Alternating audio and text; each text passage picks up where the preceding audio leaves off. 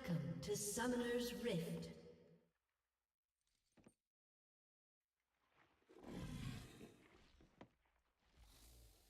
"30 seconds until minions spawn.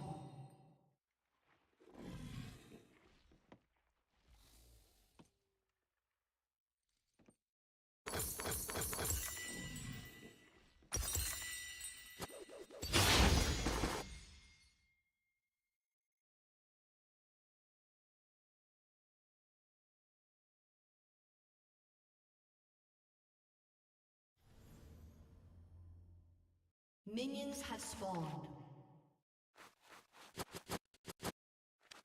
What's up, Graham? It's Guys here, and it's official, the stock market makes absolutely no sense. Despite weak earnings, a recession that's all but confirmed, and JP Morgan's recent warning that the market could fall another 20%, prices have begun to do the unthinkable by going back up. And that means we're either setting the stage for a rally that's about to make people a lot of money, or this is just another euphoric push before everything goes to shit. On top of that, we also have investors like Michael Burry making the argument that inflation is about to get a lot worse, stocks are about to erase all of their gains throughout the last few years, and we're not even close to the bottom. So without further ado, let's talk about exactly what's happening, why the stock market might begin to sell off again, and then finally, Michael Burry's latest warning on the stock market, because so far, he says that he's been correct for the last 7 times. Although before we start, you might have noticed that the layout of mobile has been completely redesigned, and not gonna lie, it looks pretty bad.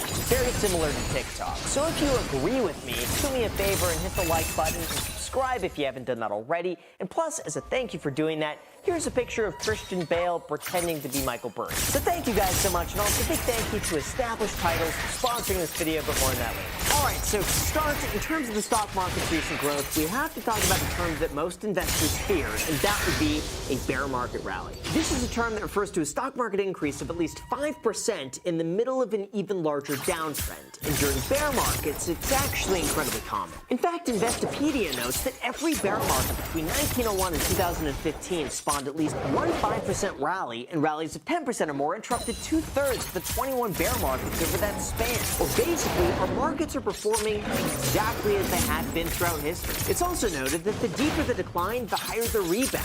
For example, in 1929, the Dow Jones increased by 48% before then falling 86% to a brand new bottom. The dot-com crash also had 8 bear market rallies of at least 18% and 4 gains of 30% before then dropping even lower. The same was also found throughout the 2008 Great Financial Crisis, which saw 9 bear market rallies between 6 and 24% before eventually bottoming out after 2 years. Even worse, had you collectively sold the bottom and bought the peak, you would have been down more than 80%, which, hey, is pretty much on par with most crypto investors. But of course, the obvious question then becomes, but Grant, how do we know if it's a bear market rally or the start of a brand new bull market? And why didn't you tell me that I could get all the way up to $100 of free crypto when you set it for FTX US down below in the description with a good Graham? Alright, well, to answer that first question, we should look no further than Michael Burry, who's had some rather choice words to say about what's happening in the market. He started off by making a point that since the peak on December 31st, we've entered a pattern of falling 8 to 10%, rallying 5%, falling another 8 to 10%, and then rallying 5%. But this time, Michael Burry notes that dead cat bounces are the most epic. 12 of the top 20 NASDAQ one-day rallies happened during the 78% drop from the 2000s top.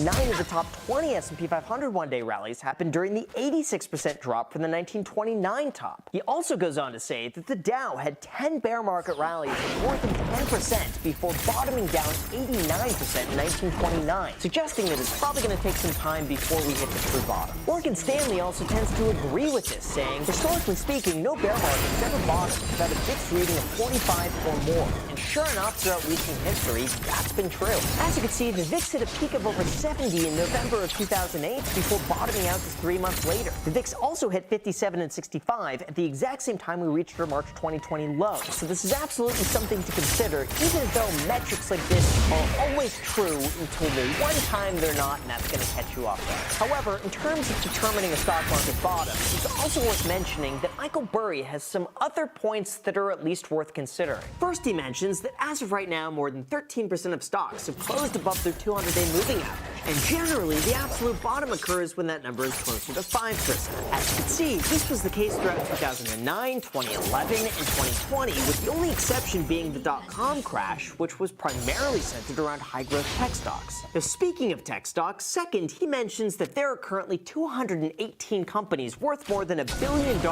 that lose $100 million a year, and 29 companies worth more than a $10 billion market cap, which still can't turn a profit. As he says, all the silliness must go, with a Michael Burry stock tracker pointing out that these companies include Snowflake, Uber, Shopify, Rivian, and Lucid, among more than 24 others. And if the trend continues, we would be following a pattern similar to 2008, where the market doesn't bottom for another 2 years. Then 30 points out that inflation appears in spikes. It resolves, fools people, and then it comes back, with the chart showing that since the 1940s, inflation has never just occurred once and then completely disappeared, all because of the velocity of money. This tracks how often every dollar is actually spent and then how often it recirculates throughout our economy. For example, if I spend $10 at a restaurant, who then pays their server $10, who then spends $10 at the grocery store, who then spends $10 to their wholesaler to pay for more food, who then spends $10 to the farmer who makes the food, and then pockets the money to make a YOLO investment in GameStop, that works out to be a money velocity of 5 because the money exchanged hands 5 times. Because of that, Michael Burry notes that despite the Federal Reserve taking money out of the economy by raising interest rates, the average dollar is now being spent more frequently with a high money velocity, and because of that, inflation will continue to be high. He also explains that this will add more pressure to the housing markets, where almost 1 in 10 homes are slashing prices at the fastest pace since 2015. However, before we talk about how he's using this information to profit, as well as the latest housing trends in terms of upcoming price reductions, we have to discuss the actual statistics, because history could tell us exactly what is most likely to happen. Although before we go into that, I understand that owning real estate is expensive. With mortgage rates having recently hit 7%, housing affordability is near an all-time low. But what if I told you there was a way around this and getting to help the environment at the exact same time, all thanks to our sponsor, Established Titles. Their project based on the historic Scottish custom where landowners are referred to as lords or ladies in English, and that means as of today, that's right, I'm officially a lord. See, Established Titles allows people to buy as little as 1 square foot of dedicated land on a private estate in Edelston, Scotland, along with an official certificate and crest to become a landowner. In fact, each purchase features a unique plot number so you can see your land's exact location. Plus, as a way to get back, they plant a tree with every order and work with the global charities One Tree Planted and Trees for the Future to support global reforestation. This makes it a fun way to help preserve the picturesque and biodiversity of Scotland, support global afforestation efforts, and it makes a really great last-minute gift for people who are difficult to shop for. Established Titles also told me that the first 200 people who order a title tag to my link will effectively be next to my plot. So if you're interested, we could kind of potentially be neighbors. On top of that, Established Titles is also running a major sale right now, and if you use the code GrahamStephan, you could get an additional 10% off. Just go to establishedtitles.com/GrahamStephan to place your order now and help support the channel. And with that said, let's get back to the video. All right, now, in terms of what history says is going to happen, once you begin looking objectively, you'll begin to see that it's actually pretty mixed. For instance, Morgan Stanley believes that stocks could see a 16% increase from today's levels, which would be in line with bear market rallies this year and prior, and that eventually the S&P 500 would bottom between 3,000 and 3,200, putting us back to pre-pandemic levels. In fact, even the Wall Street Journal published an article that we're probably about to see another bear market rally, noting that since 1990, the biggest rebounds often come right after the worst falls, and out of those, only 2 were sustained, while the others lasted a maximum of 3 months before making new lows. Although here's the thing when it comes to statistics like this. Even though it's easy to point to the average and say, the average stock market declines for 1.4 years with an average loss of 41%, throughout history, there's always going to be times that prove to be an outlier, and the market is almost never going to follow exactly the average. For example, in 2020, the markets fell 34% in a single month in the shortest bear market ever in history before then recovering to where we are today. Prior to that, the markets fell 56% throughout the Great Recession, and had you invested at the peak, it would have taken you over 4 years just to break even. The same applies to the dot-com crash, where technology stocks lost 78% of their value, and many took over 10 years to recover if they were the lucky ones. Of course, we also have the 1960s and 1970s decline of 36 and 48%, and plenty others throughout history, all for their own reasons. But in this case, it's estimated that standard recessions cause an average 26% drop from peak to trough earnings, suggesting that we still could have a bit more room to fall. However, there is some good news in the fact that now could actually be a pretty good opportunity to buy, because this is where a lot of the money is made. In terms of the average bull market, if we don't include drops of less than 20%, the average bull market has lasted a whopping 9.1 years with a cumulative return of 476%.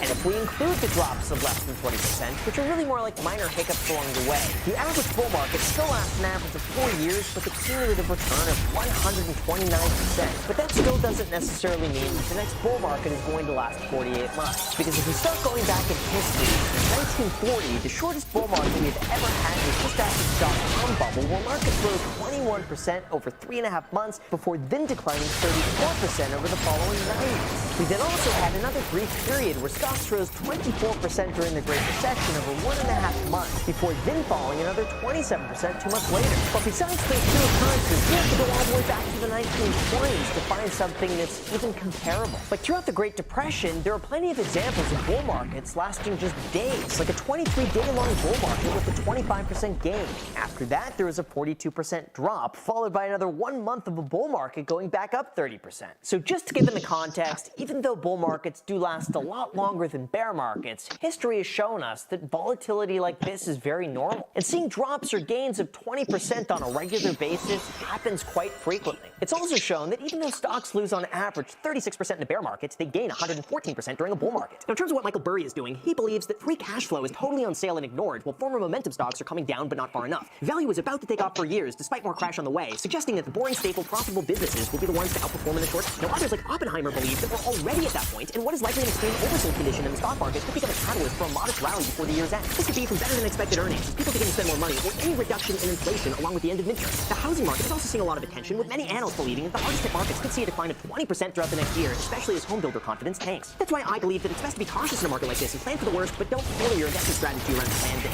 may or may not even happen. From what I've seen, too many people have lost more money planning for the inevitable crash than those who keep buying on a regular basis, consistently and dollar cost average, regardless of what happens. I think the main focus for everyone should simply be to stay employed and do your best to maximize your income as much as possible over the next 1 to 2 years. That way, even if the market does drop, you're going to have the resources available to you to take advantage of those lower prices. Everything else is simply a shot in the dark, and regardless of what happens, you're never going to look back and think, oh gee, I shouldn't have been so time efficient and made so much money in 2020 and 2023. That was a bad idea. And also, on top of that, it's never too late to subscribe if you haven't done that already. So with that said, you guys, thank you so much for watching. As always, feel free to add me on Instagram, and don't forget that you can get all the way to $10,000 when you sign up.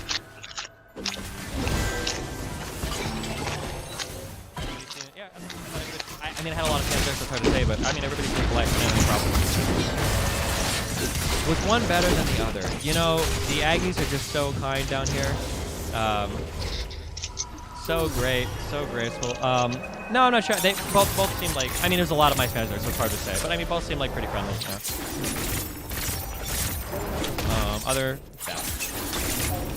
Yeah, in the back. Okay, so my question's kind of off topic. I noticed you mentioned Mr. Girl. I noticed something different about you, Mr. Girl. The way that There's a lot of things different about me, Mr. Girl, but yeah, go ahead. Well, y'all are kind of similar, but the main difference I noticed is you like to rationalize this guy. Getting cold. A lot. You don't do that. You rationalize your thoughts. You ever wonder why you don't Why don't I lean on my feelings more to rationalize my arguments? Usually when I'm having an argument with another person, I feel like I'm usually taking kind of the more aggressive stance, and I feel like I'm trying to work within the framework of their feelings and what they care about. So if I'm having a conversation with somebody and I'm trying to convince them of something different, I'm usually working through how they feel about things. My feelings aren't very relevant. Because I feel a certain way about things, and I think a certain way about things, and if you felt the way that I felt and you thought the way that I thought, then you're going to agree with me 100%. But if you are having dramatically different thoughts than me, then my assumption is going to be that that you're feeling a different way about things. So usually I try to work through things from the other person's perspective, I guess. I do consider how I feel about things sometimes, but I usually find like arguments from personal feelings about things are usually really unconvincing to other people. It tends not to work right. Unless it's something that we can, like, bond over. Like, if it's a similar feeling we have. So, like, when I argue about trans kids, sometimes I'll try to appeal to if another person is a parent, that's a really easy conversation to have. Because like, I have a son. If I have a medical decision that I want to make my son, like you might have a medical decision you want to make for your child, the last person you want involved with that is some government official telling you can or can't do anything. That's the easiest argument in the world to have because that's a really strong feeling that you can bond on. But otherwise, it just, yeah, it's going to depend on, I guess, what the conversation is, how much my personal feelings are going to be involved in the argument. Yeah. Yeah, go for it. If I consider going to UC. Oh, Houston. Why? What's in Houston? You what? Bigger city. Man, I've heard a lot of crazy things about Houston, okay? I'm just saying. Yeah, you're already making me feel a little worried about Houston, okay? Jeez, all right? I don't know. I think for this, we just reached out to a ton of, the goal was to find like 2 schools that we could drive to within like a couple days. And then these 2 reached out to us. The support was really strong. San Antonio was really strong too, but then it ultimately ended up falling through. But it basically comes down to whoever responds, whichever organization's like the most excited to have us on campus. And then we kind of just, go from there. But I mean, if there's like a campus at Houston that wants us in the future, we might do that. Yeah, the internet at the place of saying that's been kind of shitty lately.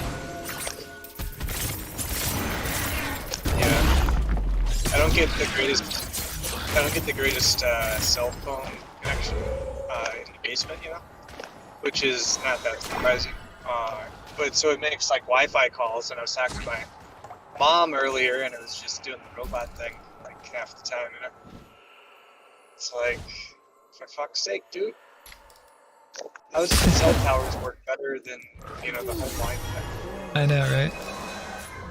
Actually, it's not really the Wi-Fi, it's just the internet. Excuse me. The service provider here sucks.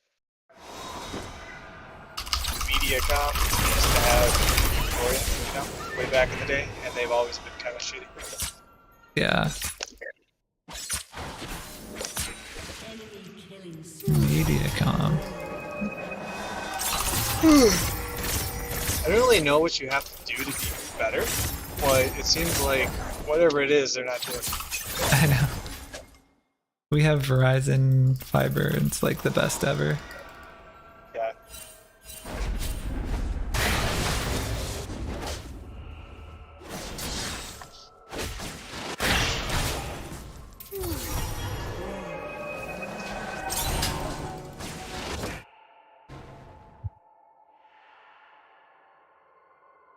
Your team has destroyed a turret.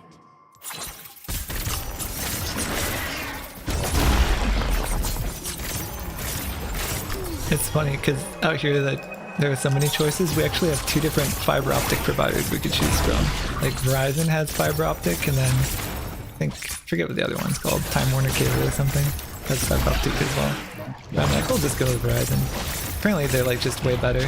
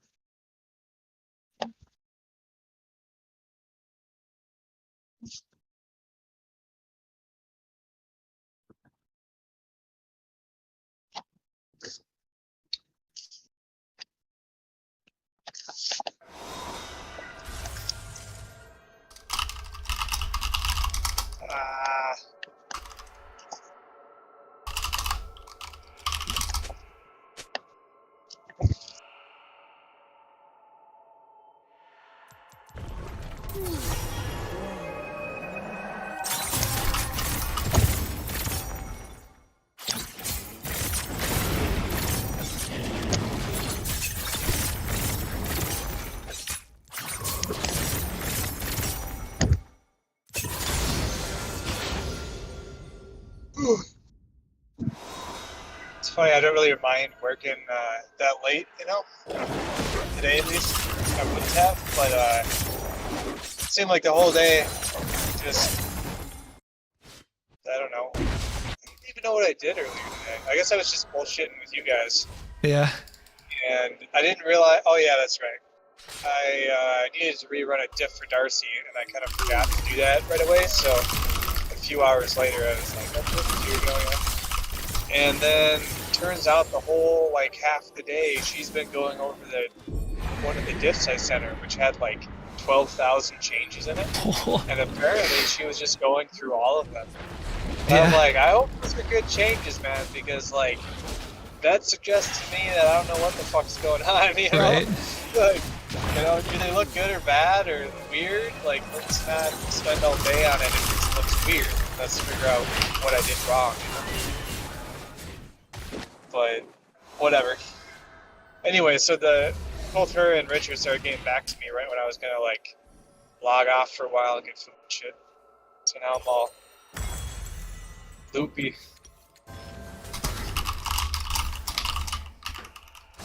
Strung out on that Namu knowledge. I feel dumb in the stand-ups because I'm like still in my head thinking CDMs. Everybody's talking about NKMs, and I'm like, fuck, what's that? And then I remember, I'm like, I think we just renamed them. I don't know, man. Wait, what are MKMs? NKMs, Namu Knowledge Metrics. Oh, it's just a rename. I think so. I'm not 100% on that, but I was thinking about it. I'm like, oh.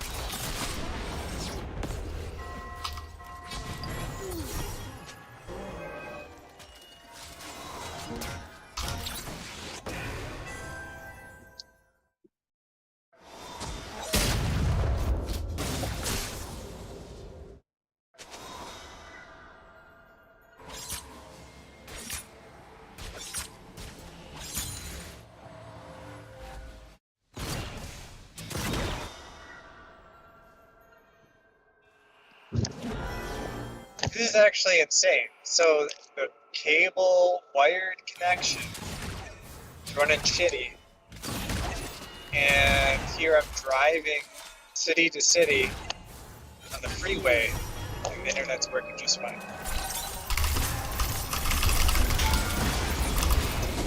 That's crazy, yeah. It's like, you know, there's probably actually a hiccup here or there that you just don't hear because we're not talking, but still, it's like pretty seamless, and that's all super wireless. And that's how it is here too. We've got Wi-Fi at the dog parks we go to, but it's so bad you can't even like watch YouTube in 480p because it's like just we'll like have random connection drops or whatnot. Yeah. But then I go on my mobile and I only have like one bar at the dog park too, and it's like seamless, like perfect. It's like okay. Same with WhatsApp calls. I can't even have a WhatsApp call on the Wi-Fi because it just drops or like quality's bad. But then on data, it's like way better. I can see why a lot of Americans will use their cell data as their only like internet because it actually works. Yeah, that's what Aaron was doing for a long time. Yeah. And he's bad at paying his bills and shit, so like he would definitely have service interruptions because he just had to pay his bill. But apparently it was still shitty anyway, so I think he has MediaCom as well. So yeah, they were giving him the, you know, oh, if you try, maybe you could try upgrading your service to the next package up. It's like, dude, no, that's not the problem. So he broke ties with them at one point. I think he has them again, I don't know, but and yeah, he was just 100% on his cell phone, and it didn't work great for like Counter-Strike and stuff because, you know, it is not actually seamless, but it worked well enough. We kind of just suffered through it. It's video and stuff so that.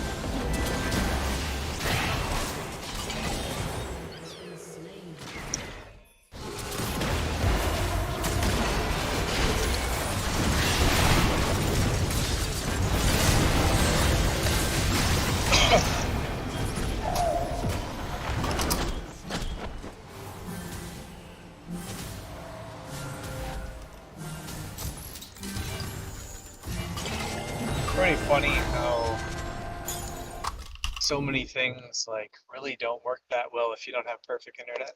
I know. It's not terrible if you have a hiccup once in a while when you're doing voice calls, but like, you know, like I said, I was talking to my mom and it just stopped the conversation because it just went out, you know. Yeah. And but it's like kind of crazy that it can work as well as it does at the same time. Right.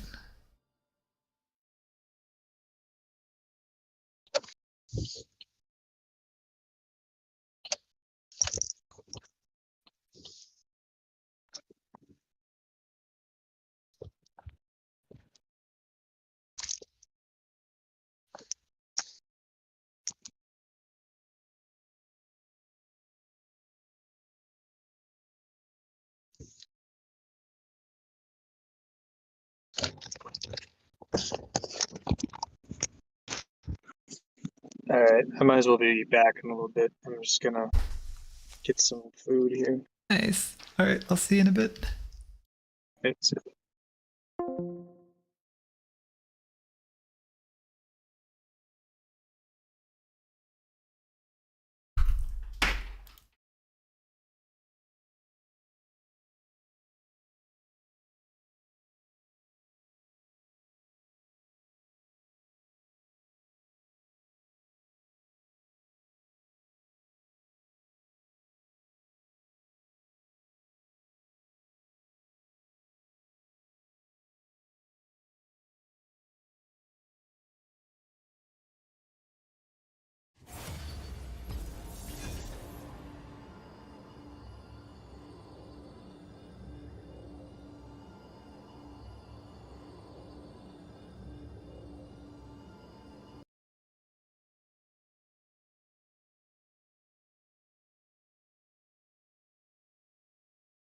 incel, blah blah blah blah blah. I don't like this idea that, and I talk about this phenomenon on stream all the time, and people still do it. When a man makes a mistake, the man is evaluated for his negative behavior. Boom. When a woman makes a mistake, it reflects poorly on all women, and that just drives me crazy. And it inhibits the ability for my community to evaluate messages from women, and it inhibits the ability for my community to grow with other women in it. Because it's pretty clear as soon as you come in, like, oh, there's a girl on screen with a little bit of cleavage, and everybody's typing Coomer. Like, this is why would I be in this community? Like, it's cringe, you know? Well, in the spheres that you're in and I'm also in, to get a larger, like, woman audience because of the subject matter itself? Or do you think that just by doing that, it will open up those kinds of doors? You're asking me if the subject matter itself is keeping women from joining my community? Engaged with. I don't actually know if that's true. The weird thing is that it's hard for me to even believe this because I don't have as much like real life political engagement, but from everything, how many people here do like real life political stuff?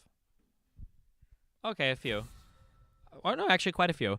So this is something that I've heard over and over again. Apparently in real life, when it comes to volunteering in political groups, the real life people that show up are like 95% women. That like women are like, oh, maybe not in your guys' movement, okay?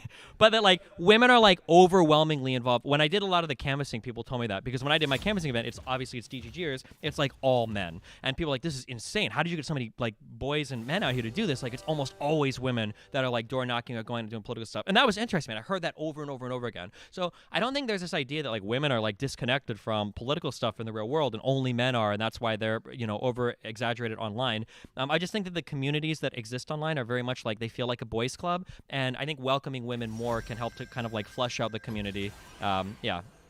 Final question, yeah. What do you think that there are places on YouTube or on Twitch that talk about politics that are predominantly women that we just don't know about because of the social circles that like DGGers would be in? Are there places on Twitch that have a lot of women that talk about politics? No, because almost all of them appeal to men. Even the women appeal to men. Like look at even online in general. Yeah, I think that most politics, even the ones that women do, end up kind of appealing. Like look at like Denims on Twitch, right? She has like an OnlyFans now, right? Like her material is like a little bit Coomer baity, a little bit like flirty. Like I think even Demon Mama said that her audience is like 70% men, and that's like a really progressive kind of out there wacky politics. But I imagine they probably don't. I would imagine they don't have much misogyny in their community. So, but I think a lot of the sure. But yeah, I think that I think that there are better ways to have that conversation online. like political conversations online that don't feel as exclusionary to women, and I'll figure that out. That's something I'll figure out. But I know that step one is getting rid of the ironic and unironic misogyny, because it doesn't benefit the community much, and it potentially cuts off like so many. And I've had a lot of like personal interactions with women where they'll tell me that, where they'll be like, oh yeah, like, I was in your chat for a little bit, but like the not safe for work spam immediately when the stream goes offline is kind of weird, or like every single time like Coomer gets posted when a girl on stream is kind of weird. And if I've talked to real life women saying that, there's got to be like 100 women for every one woman I talk to that feels the same way. So that's just kind of what I'm thinking. Like, yeah. It kind of push journalistic standards back to placing a priority on like objectivity versus kind of like activism, where you kind of have to look at everything with a grain of salt. Like, okay, well, these people clearly have this agenda, or are we kind of far gone past the Rubicon on that? Is there a way to push journalistic standards back to objectivity instead of being so biased? Something that I'm starting to do with the end of all of my manifestos. We're kind of working on my Discord group, but when I finish a writing piece now, I'm like aggressively emailing like journalists and websites to get them to change stuff if I feel like it's not there. So especially things posted to semi-mainstream stuff like Eurogamer or like Polygon or Kotaku. Like I have people that like, let's email them and see if we can get this changed. At the very least, we get a response on the record. It would be nice if I had a Twitter account to pressure some of these people. Maybe in the future we'll see. But yeah, I think that holding journalists to account. I think here's something that I've gotten more and more white-pilled, I don't know, the opposite of black-pilled on this as I've kind of like evolved through this. I think that individuals have way more power than they originally thought. There's a lot of political power out there for grabs. You just have to take it. And I think that like one incredibly powerful thing is emailing journalists and like providing corrections or asking for retractions. I think it will get more responses than people think. Like, I don't think anybody does it. I think if somebody publishes an article and it's wrong, you should email them and say like, hey, like email them and CC their editor-in-chief even if you want. Hey, you published this, it's wrong, here's a link why. I would just like, it would be cool if you could either update this or explain why you did this. Like, that's something I'm going to encourage my audience to do more, to hold some journalists to account. I think that I'm very big on there's a feedback cycle between journalism and the people that consume media, and I don't like it when citizens try to accuse media constantly of being corrupt and horrible when the media is just more or less a reflection of what citizens want to see. There's no excuse for the media to look like what it does today, but it does because people love that bias, inflammatory, hyperactive focus on the things that they care about in the ways that they care about. So, I mean, as long as the people are holding the media to account a little bit more, I think the media will slowly change what they do. We can't accept like the super partisan reporting and the bending of facts and twisting of narratives to support like our political side. It's just, there's no excuse for it. So I'm reading Politics is for Power right now, and as you know, they have like kind of different ideas of like deep canvassing or creating your own like student council that can actually do things. Have you thought about like, because I know you did actual canvassing, but I'm saying much more of like creating its own like community of like, hey, well, if you want to go canvass, whether you're Republican or Democrat, like here's like a group or a community that you can find, and focusing more on making political change. Are you guys able to hear their questions like pretty well on stream, or do I need to repeat it? Go on stream, tell me, talk to me. Oh, I'm just asking. Oh no, I'm asking if they hear that. Did they hear that guy fine? Minions have spawned. Or waiting. Oh, I'm just saying, just look at him up here. We hear. Oh, cool. Okay, they can hear him just fine. Nice. I can only do so many things at once. I'm only human.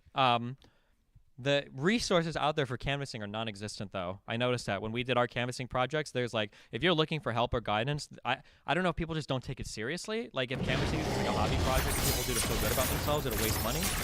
But yeah, finding resources for it was very, very hard. You'll find like a couple of YouTube videos for like 700 views. But it's fortunate, but I think the reality is that like door knocking is just so much less sexy than like trying to get like fire tweets. And people are more concerned with like kind of the online activism because it feels so much more important. And doing stuff in real life. I think that the reluctance to engage with stuff like canvassing on a deeper level, I don't think has anything to do with canvassing. I think it has to do with there's kind of this weird thing that happened with the internet where people don't really care much about their local areas anymore. They're more like citizens of the United States, and they want to talk about like AOC, and they want to talk about abortion, and they want to talk about the Supreme Court. And you know, that's why you've got like these people in California are crying because Roe v. Wade gets overturned. It's like, why are you crying? Like, you're not losing abortion in California. Like, what are you so emotionally invested in this? You know? And I can understand having empathy for other people, but like, yeah, it happened a lot with the BLM stuff too. That I would talk to person after person after person, and I'm like, okay, well, what do you want Obama to do about the BLM stuff? What do you want Obama to do about policing in your city? Because like Obama can't do anything about it, right? The federal government can't do anything about policing in your city. This is going to come from your mayor, from your chief of police, and these are people that you can elect, you know. And you have these voter turnouts in these cities. It's like 25%, and you wonder why crime isn't getting fixed. Like for a 25% voter turnout, this is like you exclusively have affluent, white people that are voting in your elections, and it's like, yeah, of course crime's not getting fixed. These people don't care about an elderly, right? A 65-year-old white dude doesn't care about 3-strike laws or who's going to jail for marijuana possession, because, well, you know, why would they? They're not going to jail for marijuana possession. So I don't have do what? Oh yeah. Okay, yeah. Not everybody, yeah. But I don't know how to get people to care more about local stuff. That's a challenging concept. Ironically enough, or maybe unironically, this is where some of the far-right movements, I think, make good critiques on some of the liberal movements sometimes, is that from a liberal perspective, we're very nationally focused. We very much care about all the federal elections. And for a lot of conservative people, like, their concern is kind of their local community. Like, they don't really care, you know, like, they don't want a 5% tax increase so that their money can go to, you know, some random person that they're never going to see in their life. They'd rather tithe 5% more at their local community church or something, because they see who they give the money to, and they can see the communities that they help for. So yeah, I don't know how to bring that local focus back. I really have no answer there. I'm sorry, that's a really difficult one, especially when because people don't really care where they live. I don't care where I live. I'm moving around like every year. A lot of young people, like, if they get a new job, they up and leave. And I mean, that's kind of the reality where we're at right now. I don't know how you incentivize people to have like a big investment in their local communities until they start having families, basically. People with the mindset that like their vote doesn't matter because like they're 1% of 1% or whatever. What I think about people with the mindset their vote doesn't. I mean, your vote does matter. I mean, that's how stuff gets done in the United States. I know that people don't like to think about that, but I mean, if you think your vote doesn't matter, I mean, then it won't, because you won't vote. But I mean, like, yeah, I mean, I mean, I don't know what to say. Like, some people think all the elections are rigged. I guess, yeah, well, Trump does. I mean, I guess if you want to think that, you can think that. But I mean, like, your vote is. I mean, we still vote people in. That's where people come from. I mean, if you want to see change, you're gonna have to vote on it. If you don't like the idea of your one vote not counting, you said you're rating that politics is for power book. There is a lot of political power that's up for grabs at local levels. Like, I got so many emails, and I think even the Eaton Hirsch guy was telling me that, like, you will have these city councils who there will be like one fucking old lady that shows up at every single council meeting, and she's like the one reason why some area is getting redeveloped is because she knows everybody there. She's holding up progress every time, and she's giving the story over and over and over and over again. I remember where I lived, there was this godforsaken stop sign intersection, and I hated it, and I wanted them to put a stoplight there. I wanted them to put no, wait. I didn't want them to put a stoplight there. There was a stoplight there, and I liked it because they got rid of, like, there were stop signs there, and then they put a stoplight, and it made it so much easier to get to the intersection. Something like that, one way or the other. I don't remember. This was a while ago. But I remember there was a lady that went door knocking to get people to sign a petition to, like, bring back the stoplight because it was unsafe for kids to cross the street. And she came, I was like, no, I hate that stop sign. I have a 9-year-old son here. If he dies, it's on me, okay? Like, this intersection sucks to wait at night at a stoplight where I can turn left and wait 5 minutes for. And I kind of laughed it off or whatever. And but this little old lady went up and down the block getting a signature. 2 weeks later, the stoplights all had the black filter on them, like they were going on the gallon. She got them back. She did it. The stop signs, whatever, got taken out. Stoplights got put up, and now there's like a 5-minute wait there for when I turn left coming out of where I used to live. But yeah, there's a lot of political power up for grabs at the local level. There's a lot of really interesting, inspirational stories in that book about people that go after it. You just have to be willing to put in a little bit of effort to do it. So I know that 2024 elections are pretty far away at the moment, but do you think that when 2024 gets a bit closer, do you think you're going to do like another canvassing event like with Georgia in 2020 with the Senate elections? Well, I do another canvassing event. I don't know, dude. The last one crushed my soul. For Omaha. For like runoff elections or something. I don't know. I'm truly undecided. Just gonna know what's going on. I can probably mobilize even more people next time. We've got a formula down pretty well for like organizing and getting it to work. Obviously, I have a lot of money personally that I can invest in the project. Maybe. I don't know. Depends on how I feel. I could probably like play the media a little bit better too in terms of getting them to show up and cover the event. I'm pretty confident at this point I could probably bring out like 200 canvassers to any event in like a big state next to like a major airport. Maybe I'll consider it, but I don't know yet. Who knows? Okay. When are you bringing back the dating show with Kyla and Dan? The dating show with Kyla and Dan. The biggest thing that's messing it up right now is that Kyla prefers to do it on weekends, and I've been traveling like every weekend for like a different event. And I think I'm booked like all through like this month and next month. Like I think I'm going to London, I think I'm going to Montreal, I think I'm going to Austin again. There's just like so much random stuff coming up that the weekend time is really hard. Maybe if we move it to like a Wednesday or a Friday, maybe it'll be easier. Oh, we were trying to get call-ins for the show too. That's what we did on the weekend because I don't know if we can have people calling in on like days we're supposed to work. We haven't stopped it. I'm just like out of town every weekend right now doing stuff. So.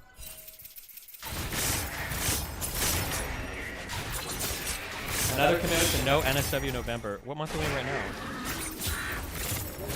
Next month, November? We might do no NSFW as soon as I get home. We might. Because I don't know what the point is. I'm not sure anymore. We all know where to go to find porn on the internet. Do we need people linking it in chat as soon as my stream goes up? I don't know. I'm not sure. What do you guys think? For a show of hands. Do we want not safe for work links posted in chat? Wow. Okay, we got a couple. We got 3, 4 defenders here. Okay, so, well, these guys are on board. Wait, hold on, I'm curious. How many people in here like my League of Legends content? Look at this, League fans show up. How? They do. The rift is strong.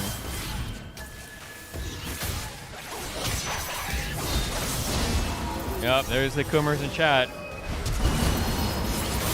Not good, guys. Not good. Oh, you guys are okay. What, who next? Go for it. So, I notice sometimes when you debate really heavy right-wing people, kind of like Fuentes even at times too, a lot of their arguments can be based in some sort of like Christian nationalist dogmatic leaning. And I also noticed you've been reading C.S. Lewis a lot too. And so I was wondering if there was a correlation there, if like C.S. Lewis was helping you kind of understand like where they're coming from more and how to argue against it, or if like they're even wrong too. Because even when you would argue against Sneeko too, it's like he would say he wanted a godly woman, but yeah, okay. So I think you have to separate like if you're talking like America First Christian nationalism, that's completely different than whatever the Sneeko Red Pill guys are talking about when they invoke. Like when those guys are talking Christianity, it's whatever excuse they can have to like hate women. It's unironically. I think that when Christian nationalist groups invoke it, I think that there's more kind of like a center focus on like one of the guys that I debated today said this really well. I think if you are a strong Christian person, and maybe even a Christian nationalist person, you view the country fundamentally as being built from the bottom up, right? Like a strong country starts with a strong family, right? And a strong family starts with a strong mother and a strong father, and they're embodying some form of Christian values that allow them to survive and thrive as a strong Christian family. And from those building blocks, you start to build out a society. I don't agree with the Christian worldview, but I think that there are like Christian critiques that can be made of a society that is too secularized that are probably valid to listen to, that there's probably a reason why families have existed in the ways that they have for so long. And there have been like tweaks, over time. Like we haven't always been as much a nuclear family versus kind of like more of a collection of family members that raise people. We haven't always been like Christianity. There have been other religions, but like there have been like trends and currents that have existed throughout human history. Usually when I look at like, this is kind of like my secular way of viewing like kind of the Christian nationalist movement. When I think of Christian nationalists, I usually think of people that see a secular life lived right now that seems to be lacking in structure and lacking in purpose. That you have a bunch of people that are basically like ping pong balls bouncing around from dopamine machine to dopamine machine. You've got porn, you've got internet gaming, and then like LGBT issues and socialism, and you have this kind of directionless life that when you look at the stats, you see like, okay, well, depression is increasing, loneliness is increasing, single men are decreasing, unhappiness, and then they look at all of this and say, okay, well, these people have no purpose, they have no like guiding rigid structure for life, and then they kind of like look back to the days of old and they go, okay, well, what did like old functional families used to look like? It was a mom, it was a dad, it was a couple children, it was people doing chores, it was people going to church, and I think that's what, when I view Christian nationalism, I just look at like a group of people that are looking for a way to impose some kind of structure back on life that makes things make sense again, so that everything isn't like so like blown out and bizarro, which is in some ways is kind of where we're at right now in society. I think that liberals need to do a better job at giving a better framework for life, because if we've learned anything about ourselves as humans, it's humans left to their own devices in front of infinite dopamine machines will keep pulling the lever until their brains rot in all of their years. It's just not something that we can handle responsibly, whether it's sugar in our diets, whether it's infinite online gaming, whether it's infinite access to, masturbating 10 times a day to porn, whether it's whatever. Like, we need the word that I've been using is friction. There needs to be more friction in life accessing the things that make us happy, because I think there's probably a lot of happiness that comes from the friction itself. I made this argument, this is very related, but I made this argument with like the Robinhood trading stuff, that like maybe being able to buy and sell stocks with absolutely no fee is not good, because people feel like they get addicted to it, and having a little fee there makes you stop and think like, okay, maybe I need to think about this a little bit more. Same thing with playing games, same thing with like watching porn, same thing with doing like anything. Like there should probably be a little bit more friction in life to give you like a little bit more of a struggle to get things, rather than just activating the dopamine receptors by scrolling TikTok and Reddit over and over and over again. Yeah.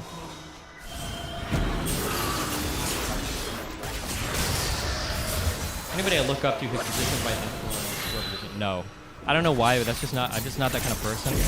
Usually what I learn from best is I learn a lot through conflict. So usually it'll either be a person or it'll be an event in my life that challenges me in some way. I feel like I don't have an adequate answer for, and then hopefully, ideally, usually through that challenge, I will have some kind of like self-development, or I'll grow in some way to where I can develop like an answer or response for that. So if I go through like a challenging period of my life, usually if something is challenging me, it's because I'm doing something like not well, and I'll try to change that thing. Or if I have like a series of arguments where it's like I don't have a good response for this, I'll either change my argument or I'll like flesh out mine more so that I feel like I can respond to it better. But I find that I tend to grow and learn more through conflict. But, yeah. Back to the female. Wait, Jeff, or can I get like a bottle of water real quick? I got you. Okay, go ahead. Back to wanting to bring more females on screen. You realize that you're going to have to change or ameliorate your personality, much less, your chat's personality, as they're putting things up on there. It's like your jokes. Yeah, I do. I kind of do the ironic misogyny sometimes. Yeah, I'll cut back on that. I'll just stop it. For instance, somebody can say a joke like those great big baggy pants, floating around in a great big steamy bowel movement, and why do you do this to me? Or maybe like another, just off the top of my. Your hair looks like somebody beheaded a very old mop and stapled it to your head while you're sleeping. Those kind of jokes might not be all that. I just wanted to make those jokes. Okay, well, you know what? You found the excuse for it. Okay, good. When am I going to get it? Well, the headshots that I have right now are like so memeable. I don't know if I'm going to change them now. They're very serious. Whenever I stop being lazy, I'll get new pictures someday, but we'll see. After I dye my hair blue, I'll get nice blue-haired headshots. 6'7" guy. When is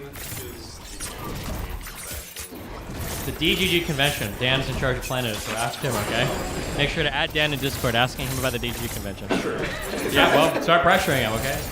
Is this not the DGG convention? This is not the DGG convention. This was the anti-Mr. Girl convention. We had this discussion at the beginning, okay? Ball pit in the back? Or The ball. We don't have a ball pit, but we do have a foam pit over there if you want to do gladiators and jump off. Just be careful. Yep. In the back. Oh, me first? Yep, go for it. So apparently there's a study going around on Twitter of the uptick of men under 30 not having sex. Do you think that's impactful for society or not impactful? Is it significant at all? Or? Men under 30 not having sex. So the issue is, I don't think men not having sex isn't necessarily a big deal. The big deal is going to be, why is it happening? If it's that like people are pursuing careers and stuff, but which I'm guessing is probably not the reason, then probably not a big deal. But if it has to do with like people not being able to communicate with each other, or society in general becoming more atomized, then it's probably a bad thing. Those studies are weird to me. I have to look, because I feel like I just saw a study that came out, or not a study, but it's these surveys that came out like a month ago that showed that like the number of men having sex was actually dramatically increasing, like 3 times more or whatever than it was before. I don't know like how these surveys are done, or if like some are more reliable than others. But yeah, I mean, I will say that society right now is definitely trending towards people being more lonely. Probably not a good thing. Yeah, and then men in general suck at like communicating and stuff, so it probably impacts us even more than it does women, would be my guess. What did you learn from the conflict of your Twitch ban? What did I learn from the conflict of my Twitch ban? Yeah, dang. Let's see. What did I learn from my Twitch ban? It was something I already saw kind of coming in advance. One thing that I'd kind of learned from my Twitch ban that I need, I think there's like vocab that I think I need to censor moving forward. I just have to be careful with some word. It always like changes. One thing I need to do is I become like the testing ground for every new Twitch ban when they like decide certain words are not okay. Like I wonder if I got banned for saying inbred or subhuman. I'm not sure, even though other people use those words, but maybe I got dinged for that. I probably need to aggressively, proactively cut out other words. Like I have a feeling that if I get back on Twitch, I'm going to be like the first person to get banned for saying retarded. So like it feels like something will happen to me. So I probably need to be more aggressive at like cutting certain words out of my vocabulary. But I still don't know 100% what I got banned from Twitch for. I'm not entirely sure. So it's hard to say. With your exes from Twitch and as well as like kind of like Dylan Burns stopping doing hippy-dippy roundtables of sorts, the more interactive, engaging kind of debate panels, not to be too overly pessimistic, what do you see coming from the now rotting corpse of Twitch politics? I don't know. A lot of people seem to try to move over to YouTube, I think. Like Erudite does YouTube streams now. I think Kyla does YouTube streams when she's with me. Yeah, it's hard to say. I don't know even who does politics on Twitch right now. I know there's like Hassan and Mike. I think Denims does. There's always like that weird small lefty community that just like circle jerks themselves, but I don't know how many of them are like active on Twitch that much. It's very dead. It turned into lefties just kind of cannibalizing each other because they didn't have. Big bad Destiny to attack, or Stardust, they got tired of attacking her. You're not there anymore. Yeah. Is that new? What? Is that new? Well, I think when I was there, they had more of a focus on hating me than hating each other, but. I think one of the big issues is that like people in general in society are very big on like pulling up the ladder behind them. Like when somebody gets big, they don't want to talk to anybody anymore that's beneath them. People on Twitch do this like all the time. I don't know if it's as bad in the YouTube world, but it definitely happens in the Twitch world. So like it felt like there were no other content creators besides me that were willing to like make regular, like I'll show up on Prime Kai's panel if I feel like there's a debate that I really want to have, or I'll go on like these random panel shows to talk to random people just because I think the topics are interesting. But like it seems like people like Vosh never do that. Hassan definitely doesn't do that. Mike definitely doesn't do that. I don't even know if Denims does that. Yeah, it seems like once people hit a certain view count, they're basically just like, fuck you, I've got mine, like, get away from me, you're dirty, and I'm just going to, like, do my clout chasing stuff, which is, like, obviously really detrimental to the scene. And then it doesn't help that, like, all the three pillars of, like, the politics online community are unwilling to engage with anybody because they're such fragile fucking man-children, right? That, like, even if we hate each other, a debate between me and Hassan, he would get like 3x the viewers for that debate. It would be huge. If me and Vosh debated, he would get 3x the viewers for that debate. It would be huge. These guys are like so like ego-brained that they're actually like they're cucking their own content because it would be good content for them. They're cucking the overall growth of the communities because obviously anytime like we're fighting, like you guys are reacting to it and you guys are getting a lot of views off of it. And they're just like overall like harmful and damaging to even their own political ideologies because they could be growing their own ideologies. Like it's so funny because Vosh will talk about we got to convert people, Bro, my audience is bigger than yours and you say I'm you say I'm an idiot. Come convert my audience. Come take them from me. 20 to 50 viewer Andy, he won't even talk to me because there's the possibility of him losing a debate with someone that, Well, because a lot of these guys, Hassan and Vosh, have this like they built this perfect like trap for themselves where they're like, I'm not gonna talk to anybody that's smaller than me because I don't want to risk platforming like a bad actor. So they've like built this perfect like world where like, oh, I can only talk to the people that also just so happen to benefit my career the most. Like, oh wow, how clever and crafty for you. Like, lame, stupid. Sean. I'm in a lot of right-wing circles, and I noticed about 6 years ago, like let's say, no right-winger would really be a fan of yours, but 4 or 5 years ago, there are a lot of people on the right that started to listen to you a lot. I mean, there's a lot of people I talked to today at the tent and even here that said, yeah, I'm right-wing, I disagree with a lot of what he says, but I listen to him now a lot. Do you know why that's happening? Is there a societal shift, or is it a change in you, or? Yeah, so I think I've changed.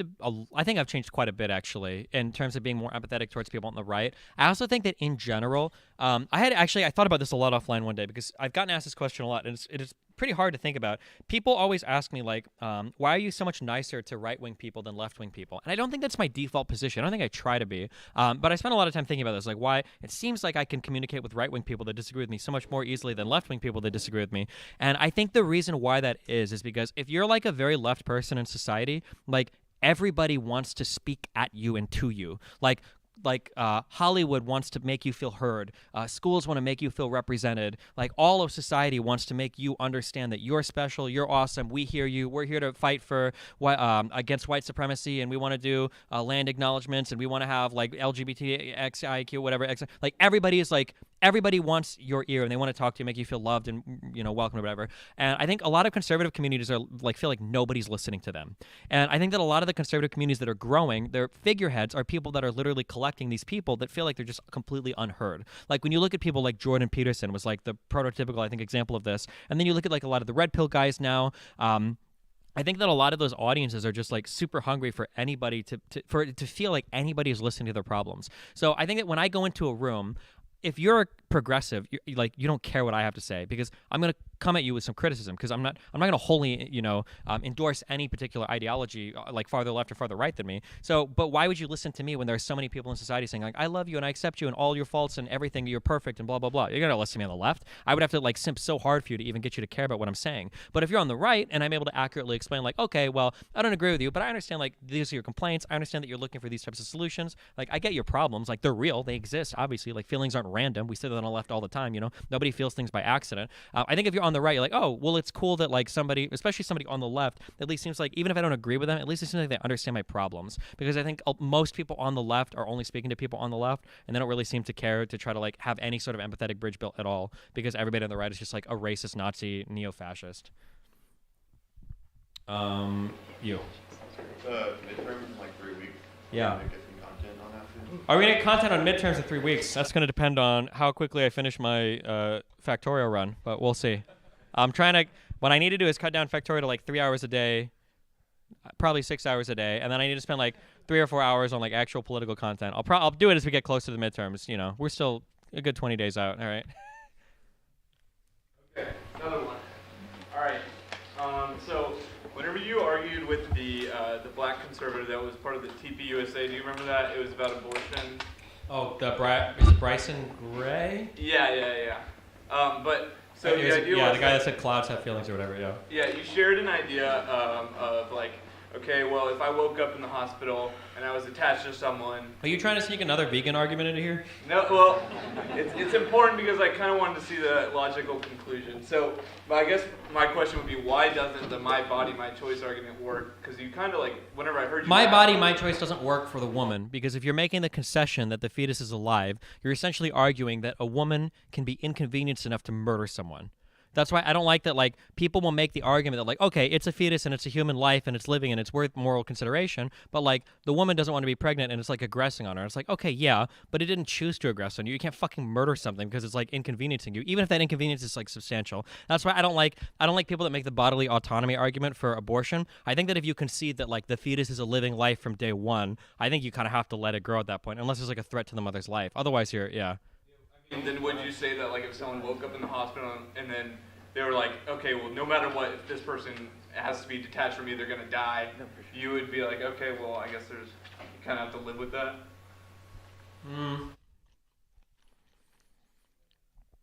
If you woke up from the hospital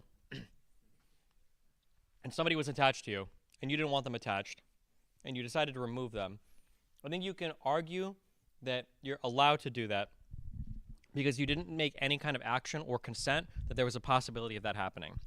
I think that with sexual intercourse, at least non-rapey sexual intercourse or non-rape sexual intercourse, that you kind of consent to some extent that there's like a percentage chance that you're going to get pregnant. So in a way, you kind of have to like consent to the outcomes of that. Or at the very least, you have to recognize that if you're going to say that there's a life on day one, you're risking like murdering somebody because you wanted to fuck, which I think is... I don't think you can overcome that. It's just such a huge burden. Like, I think if you're going to make pro-choice arguments, if you can't start by conceding that, like, on day one, it's a human life worthy of moral consideration. You just can't do that. I don't think so. Because, again, you're making arguments like murder somebody, which is, like, really extreme, in my opinion. Doesn't, like, the term murder, because, like, murder doesn't, like, include all forms of killing, like, by definition. Mm-hmm. It's, like, a specific subset of, like, things that are considered forms of killing. Yeah, murder is, by definition, like, an unjustified killing, basically, yeah. So, like, couldn't we, like, define, like, abortion as a form of killing, like, that doesn't constitute murder? It's so hard. Like, how? Like, if you, like, so here's how this argument would go, okay? So the argument would say, okay, sure, there's a fetus, sure it's living, and sure it's in your body, but I think you should kill it. And I go, how can you kill a baby that's like just an innocent baby? And you go, it's not an innocent baby. It's actually a form of aggression against me. It's like making my body materially worse. It's harming me by being in my body, stealing resources, making me worse off. But then my point against that would be, well, it is so young and so innocent that it doesn't have agency yet to make the choice to harm you. It's essentially, well, by definition, literally a child. That in real life, if an adult human were to come up to me and try to take something from me, that might escalate into a scenario where like we get into a fight over, you know, our lives.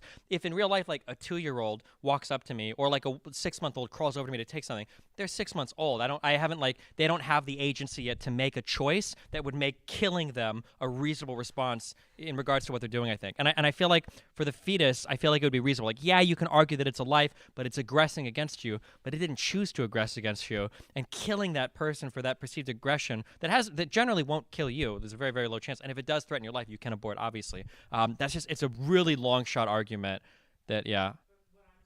Like, if we're using the term murder, which is like legally defined, are we kind of like? Well, sure. I guess I wouldn't use murder. I'd say killing unjustly, because when you use murder, you're kind of begging the question. But that's what most people would view it as, I think. Right? Yeah.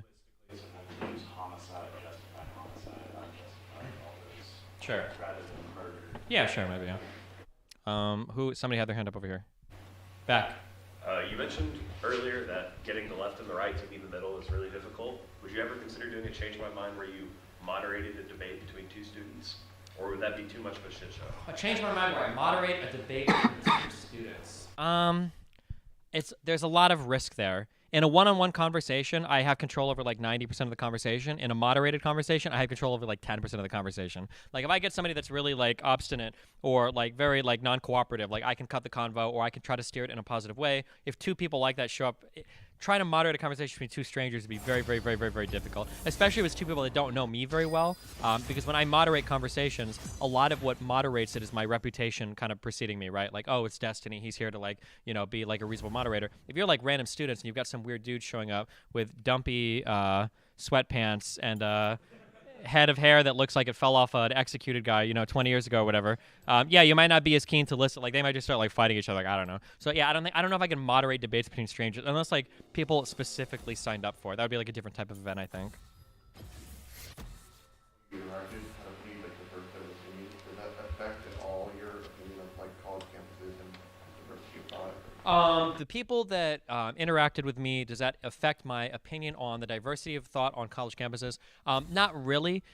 Usually when I'm looking for like, do I feel like there's an issue with diversity of thought on college campuses, I'm not necessarily looking at individual student opinions. I'm looking at how school administration is acting, and I'm looking at like kind of large scale events on college campuses to see what's going on. Like if it was the case that college campuses were all evenly split 50-50 in terms of like political opinion between like conservatives and liberals, but I still see that like conservative speakers get boycotted off of campuses, like often enough for it to be alarming. I still see that like a lot of school faculty can get like bullied out of schools because they're not like left-leaning enough. I wouldn't really care about the student body opinion at that point. My concern would still be like about like these kind of events that are happening around the schools. Where are we at for time? Okay. Wes. Yeah, you again. Okay, so I really like your kind of idea of morality and the axioms that you have. But I guess, like, you know, as a DGGer, I want to parrot your ideas. I have trouble whenever it kind of goes from the big idea of morality to maybe like more minutia of actions. And I guess my question is, how do you kind of like, I guess, parse that? From big, can you give me an example? Like on an issue. Okay, let me think. I guess like, okay, so society like should benefit everybody, blah blah blah. Like, or just give me like one like particular policy, and I can kind of talk you through like how I would kind of. With so much like particular decisions that like I would make day to day. Yeah, particular decision. Give me a particular decision. So like I guess like the idea of like, okay, well I want to aggress on you, right? So what is it? Autonomy is protected and like your possessions are protected. Okay, well now if I need to steal bread to survive, well now I'm taking from somebody because I need to survive. And I kind of come to this moral quandary of like, okay, well I'm taking bread, but like, have I now broken all of my moral axioms or like? Yeah, so I try to think of, when I'm thinking of an action, I usually try to think of like, if I universalize like the action and the justification for action all throughout society, like how would it look? Like if people have to steal food to survive, that's probably preferable to people like starving to death. Like I think in that case it's probably okay. If you literally have to take food to survive, it's probably not the worst thing in the world. And like if I caught somebody like breaking in and stealing food from me, and they were like starving to death, I'd be like, okay, like, you know, get out, but take some food. Yeah, I think in that sense it's probably okay. You just have to look, I think, at like the intentions of the actions, and then the actions, and then see like, and then I guess like think to yourself, like if everybody was acting in this manner, would it like completely destroy society, or would we be better off for it, or whatever? Yeah. So. How do you plan on changing the discourse when right now all the incentives seem to line up towards deplatforming? How do I plan on changing the discourse when all the incentives seem to line up with deplatforming? I think that, so what I see is, I think I see something that nobody else sees, okay? Right now, which is kind of what I'm aiming for, is I think that you can actually have really challenging conversations with people that dramatically disagree with you, and you can still have like productive discourse. And I feel like nobody on the left acknowledges that to be true, that right now the idea is, it was all built off this idea of the paradox of tolerance, that if we're gonna have a truly tolerant society, we have to be intolerant of the intolerant, but that intolerant category basically became anybody that disagrees with me about anything, and then so progressives have become like the new like ultra intolerant group of people, because now they're so worried about everybody being like a secret fascist that they can't have any conversations. So I've generally had really positive reception in every single community that I've like tried to have this style of conversation in, and I think that if more people did it, I think we'd be better off for it. And I think it's possible. I think it just has to be demonstrated to more people. Like people need to see that it's possible. Yeah, because there just aren't left-leaning people that are willing to do it. Yeah. Did you see anything implemented in public education that would tackle your top complaints with modern political discourse? Anything implemented in public education that would help my top complaints for modern discourse. Everybody should be required to take a basic psych class, and everybody should be required to take a basic philosophy class. Psychology is really, really, really important. The most important thing that I learned in my psych class in high school was how untrustworthy your own mind is when it comes to like recording and remembering events. You are such a biased observer. It is unbelievable to learn about to look at all the little what's the name of the line test? It's something Shack test. What? Is it Rorschach? I thought that was the guy from the... No, I'm not talking about the... There's a line... Yes, what's it called? I don't know the name, but it's... Yeah. What? Not the Milgram. I have a room full of DGers. Nobody knows about the line test? There's like an experiment when like you draw 3 lines on a board, and you had a group full of people and you ask them, is this line like smaller, larger? Social identity theory, yeah, sure, but like basically like you can get a person to answer like objectively stupid answers just based on like the people in the room pressuring him to give a certain answer, right? You've got the Milgram experiments to see how far you can push somebody to deliver an electric shock to somebody. I won't cite the Stanford experiments since a lot of people are very controversial, I guess, in how people interpret the results of that. But like, it seems like there's a lot of psychology that shows that our behavior is a lot more manipulatable than we would like to believe, and that our memories for recording events are a lot more biased than we would like to believe. And the cool thing is that when you learn that, it gives you the ability to kind of take a step back from your own perspective and kind of think like, okay, well, I probably need better tools to collect data about myself or analyze like my past and the framework through which I view my own life, because if I only rely on like my own kind of subjective emotional feelings, I'm gonna get a really distorted view of reality. That's important, the basic psych class. And I think like a basic philosophy class, you just kind of like learn how to form like, what is a deductive argument? Like, what is a syllogism? How can we see like if A, if B, then, you know, conclusion? Like, how can we see these things? Those 2 things I think would be ultra super beneficial. I wish everybody had to take like just a basic philosophy and a basic psych course. I think it would help everything in society.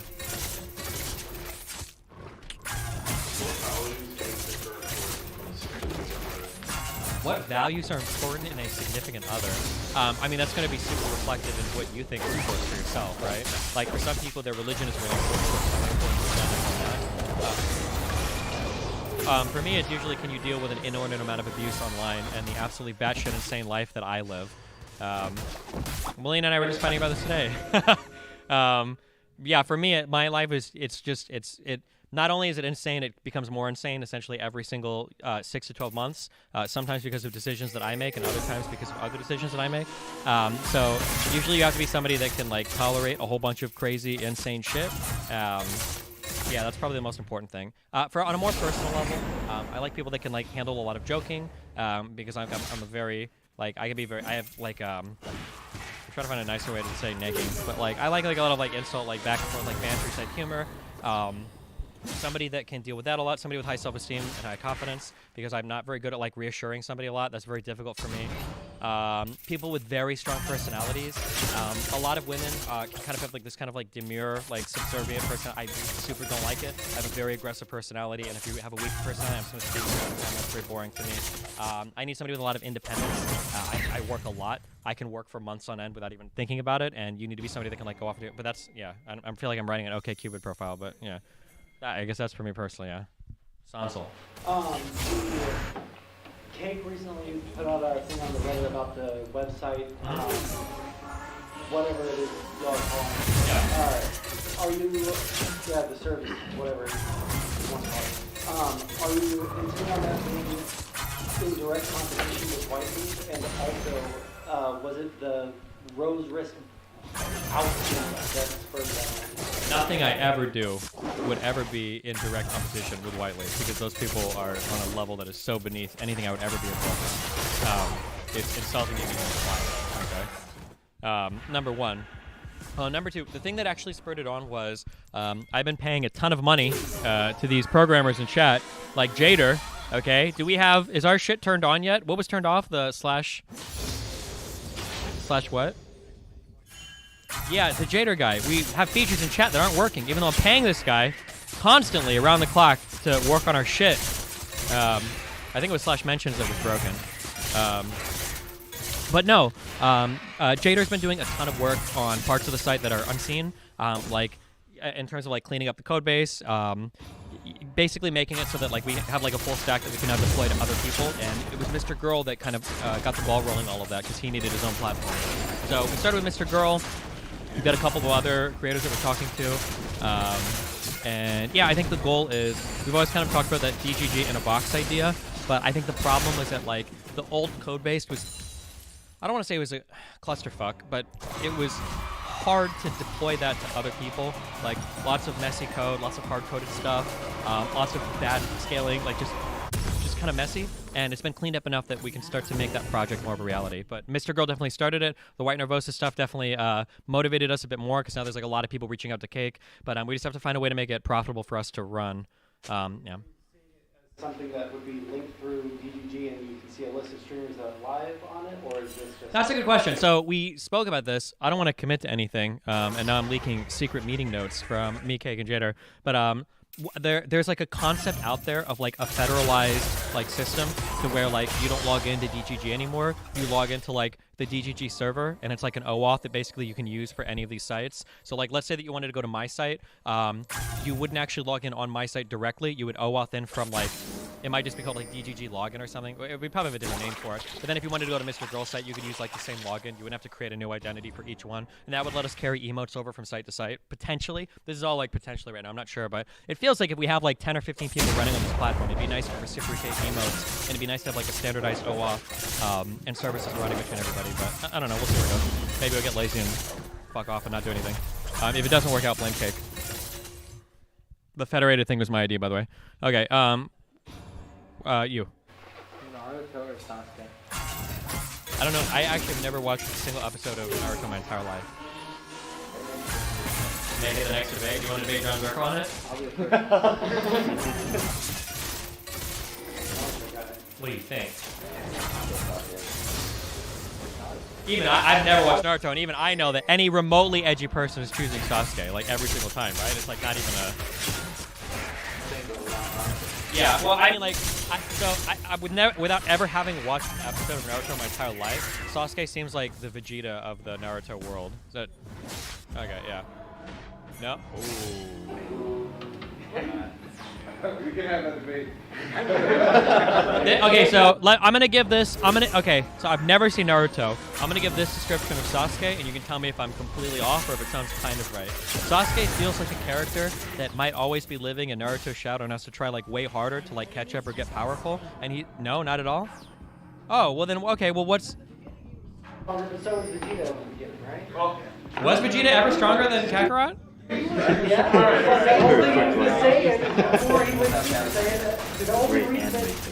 Wait, doesn't Goku show up and kick Vegeta's ass like over and over again? Okay, can I explain the Sasuke Naruto situation a little bit better? Yeah, go. So it starts off, Naruto is going to Sasuke. Okay. And then as the first like show part goes, Naruto passes up Sasuke, which causes Sasuke to get really upset. He thinks he's worse than Naruto, and so he leaves to go gain more power. And so it's always kind of this play between the two where they gain more power, but they kind of, they're like, yeah. Like Does Naruto ever catch up to, or does Sasuke ever catch up to Naruto? It goes back and forth as Oh, well. okay. Okay, so not quite Vegeta then. Because I don't think Vegeta ever really gets stronger than Goku once Goku passes away. Wait, what? Was stronger than When Vegeta first goes Super Saiyan, you think he's stronger than... Then, yeah. No, it doesn't count. Okay. Stop. Okay. When he was Majin, didn't he have special Majin powers? Does that count?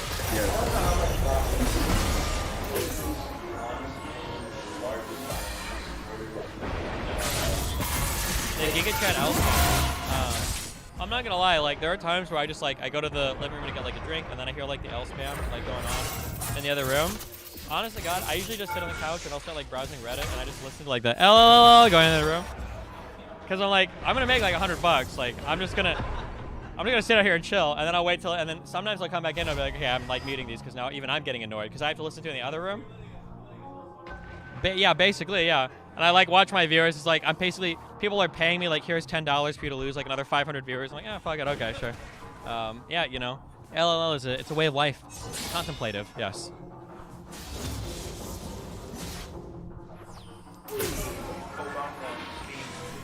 How long will the Obama meme last? Who knows? You guys are really good at keeping memes around forever. I still see that Destiny's a woman's name in like every single YouTube comment section I've like ever shown up in.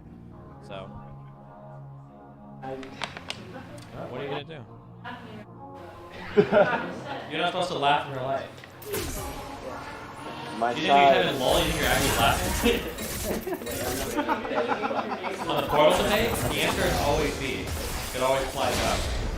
Yeah, okay. So you got a lot of interesting projects going on. I'm wondering what's your thought process behind like responsibly scaling? Maybe not so much for other people who have projects that they don't want to see devastation projects if it fails. How much you want to go into a project is that's always going to be an incredibly personal question for the person going into the project. But I can't write a hard rule for that, right? I quit my job as a carpet cleaner when I did the math on streaming, and I realized that like if I make the same money streaming and I stream like 100 and whatever hours a week I was doing fucking carpet cleaning, then I would make the same amount of money streaming as I would carpet cleaning. So why wouldn't I stream? That's when I quit my job cleaning carpets. That was my decision for me.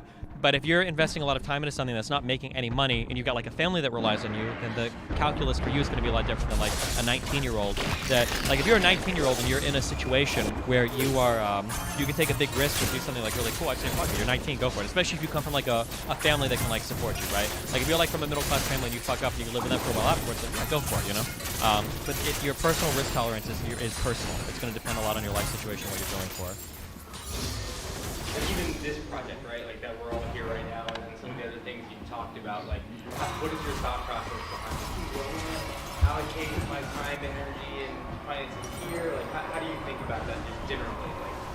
How do I think about it generally? So for what I have to think about, so what I'm thinking about right now is like what is my goal for my political content? Right now, over the past like few months, I think I've had a lot of personal development in terms of how I see the world and how I see other people, and I think that has given me a little bit of a unique insight into dealing with people with vastly different political opinions. I kind of pilot tested that with Sneeko and the Fresh and Fit crew, and the reception was way better than I thought it would be. I tested it a bit with the American First crew, and I thought it went way better than I thought it did. Emails I've gotten from them and from the top secret forum that I check out sometimes. But if it is the case that I'm able to do that, then I'm kind of looking for what are other projects in real life that I can dip my toes into to see if I can have a similar kind of effect. And when it comes to talking to people in the real world, like Steven Crowder's Change My Mind formula, I think works really well. Going to college campuses, talking to people with the goal of like having challenging, like I think Crowder's idea, I don't like Crowder, but I think his idea and the way he executes it is pretty admirable. Like I respect him for that, and I just completely copied it. Yeah.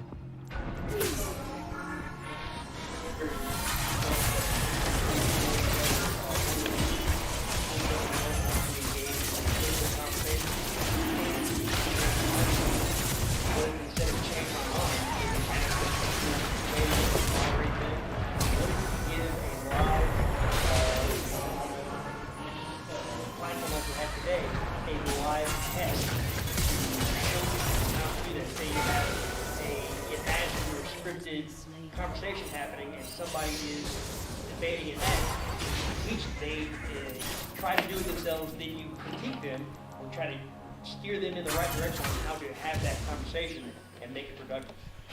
I could, but the problem is that lends itself to so much variance that may or may not work. That would be an interesting YouTube series, like if it's scripted, but doing that live would be incredibly challenging. Because you might just run into somebody that's incredibly difficult to deal with, like very stubborn, or people with like not the greatest people skills. No matter how much you critique them, they can't. Like, yeah, anytime it's like me critiquing another person's kind of conversation with somebody, there's just so much variability that opens up there that, I don't know, maybe in the future I'll try it, but yeah.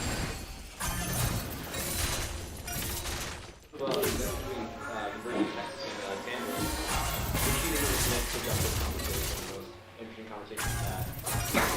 These conversations were a lot better because I let them run a lot deeper. One of my best conversations was probably with the Socialist Girl on day 1, because that conversation went pretty deep, and because she was like willing to kind of like give me shit back, like we went back and forth a lot, which I thought was kind of fun. The second Groiper conversation I think I had today, with the Catholic, like all that shit or whatever, I thought that conversation was really good. That was a fun one to go back and forth on. Yeah, any conversation where I get to run like really deep into a topic, I think is more interesting. You get really to flesh out some of the fundamental ideas. Yeah, but I think, like I said, next time I'll have better topics. So I get like more aggressive and pointed on certain things. Than I did this game. Yeah, the Pitbull question. What a weird topic. People are really obsessed with Pitbulls. What was the what? Whether or not Pitbulls are like a banned breed in the United States. I don't know. People are feel really strong about Pitbulls. Any other questions, comments, concerns, feedback? What do you got? Nothing vegan. Just thinking about it. Yeah, it's kind of a hard vegan question, so I don't know if you're going to be able to answer it. But is Destiny a girl food? I don't know. It's just her name. What? This is her name. The proper name. What? I can keep on asking questions if you're trying to keep the event going. Someone asked me about your DGG website, like news station. If you're still Yeah, for the media company. It's something I want to pursue. I'm so busy doing like a million things right now, and I really need to finish my factory. I'm not going to not finish space exploration. A lot of people have emailed me and told me that I'm never going to finish it because it's too hard, and it's triggering me. So once that SE gets finished, once I'm done with that mod, man, the content's going to be flowing. Okay.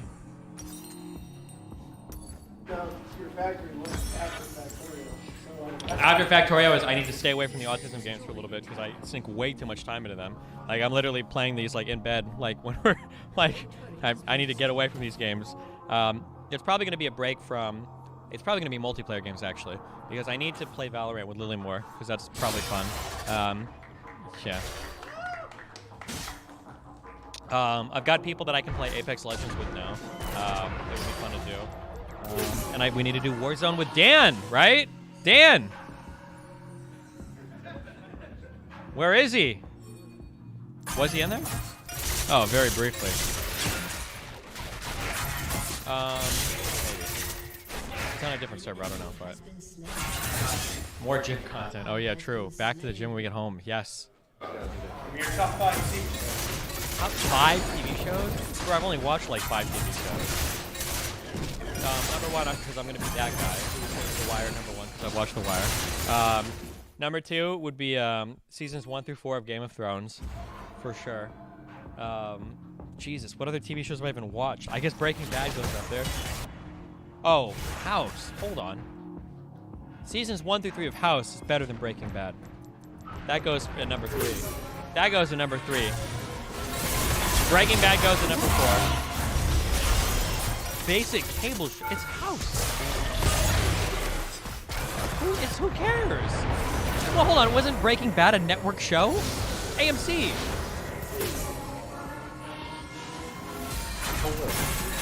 It was so good that it could have been on basic cable and still get top 3. It could have been on basic cable and still got top 3. True.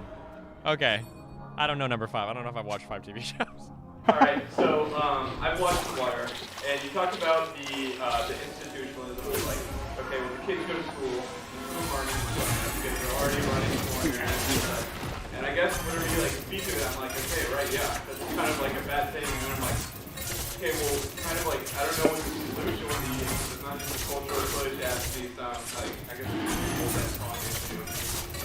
What do you think would be? You answered your own question. It's very multi-pronged. Yeah. You have to push on these issues from like 5 different directions at once. You can't just use one thing. Yeah. Upcoming debates. Does anybody know anybody called Just Pearly Things? I think I'm going to London to do a show with that person soon.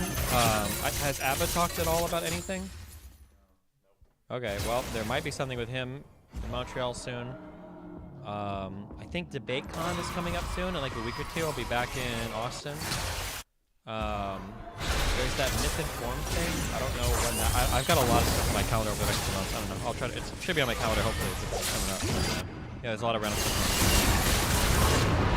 Oh, Matt, wait. You know who Matt Dillahunty is? Yeah, I think I'm debating him at DebateCon. He wants to argue in favor of abortion with the fetus counting as a human life, which seems insane to me, but yeah. A lot of the time around trans issues, they bring up gender ideology being taught in school. And I don't know how to really talk to them that this isn't really happening. I'll ask for examples, and they'll give me like a one-off, and then the teacher got fired for it, so there were consequences for the action, something like that. Okay. How do I... Okay, here, you can't... This is a really... This took me a long time of thinking, and I figured this one out, okay? I can actually answer this question, all right? Sometimes people will point to things, and they're not happening that much, and they still have these really strong emotional responses to them. You're trying to figure out why, like, where are all of these things happening at that you're so, like, driven up the wall over it? And what I think is actually happening is people don't actually get mad at these specific events. They get mad at people defending them. So, like, here's an example of this. If I go on Twitter, if I'm not banned, if I were to go on Twitter, I would tweet out, my 1-year-old child came out as trans today, and we had gender surgery for them, and it was amazing, and now they're so happy, okay? Like, 1, this would be an exceptionally rare event, and 2, it might not even be real. But the reason why I think so many people on the right would get mad about it is that as soon as some people on the right get upset, a lot of people on the left would probably jump up to defend it.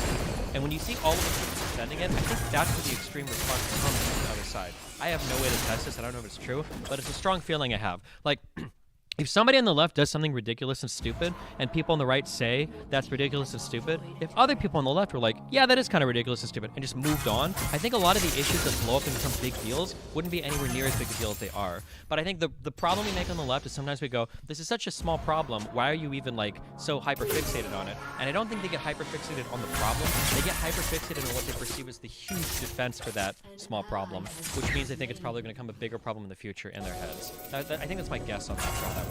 Because I notice that a lot, that like, I'll find myself getting like, pretty triggered, like, this is so dumb, and then I'll think like, well, there's not that much, like, it's not like it's happening that much, why do I care so much? But I'll see like the tweets like defending it will have like 100,000 likes, I'm like, holy shit, I think this is why I'm getting upset. It's not because it's not happening that much, because when it does happen, it's because there's so many people defending it, instead of just saying like, oh, well, this is dumb, we should move on from it. I think that's what's happening. Like, progressives need to do better at like, just saying like, okay, there is some dumb shit, right? Like, a white person should probably be able to wear dreadlocks, that's not a huge fucking deal, like, just, who the fuck cares, right? But when like, people start to stand up and screech about it, you know, even if it's only one person doing it, a million people defending it, it's going to make it worse than people on the other side. I don't know how to push back against that kind of emotional response, or to... You gotta get progressive stop defending stupid shit on Twitter they see. That has to happen. You gotta be able to like, when a conservative points out some dumb shit your side is doing, you gotta be like, yeah, that is dumb shit. I think you just drop it and you move on, and that's it. Don't, like, people feel the need to get rubber that's fucking thing that's like, no, just like say that's dumb and move on, you know? I think people need to be able to do that.